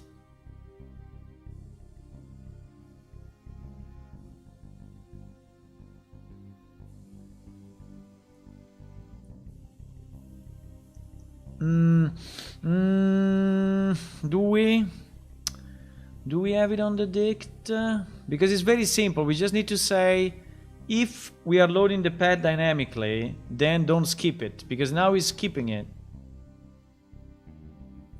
I think probably the easiest is to pass in a variable, but if I could detect it from the dictionary itself, But I don't think I can.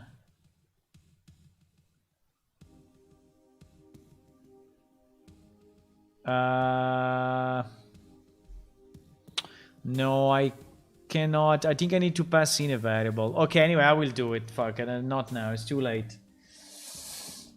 It's too late. Okay, guys. Thanks for watching. It was very nice to have you. And thanks also for the people who raided. I don't know if the people who raided stayed or not. But if you stayed, that's great. Let's see if we can do a raid ourselves. Right? Let's see if we can do a raid ourselves. Can you go here? Can you go to that URL, which is the Twitch side of things, and so we see how many we are. How many we are to raid. We are 3 viewers, 4 viewers, 6 viewers. Oh, 6 viewers is a lot. So very nice. I think we can go. So thanks for watching, and let's go to the raid. Say hello to whoever we are raiding, and good night. Bye.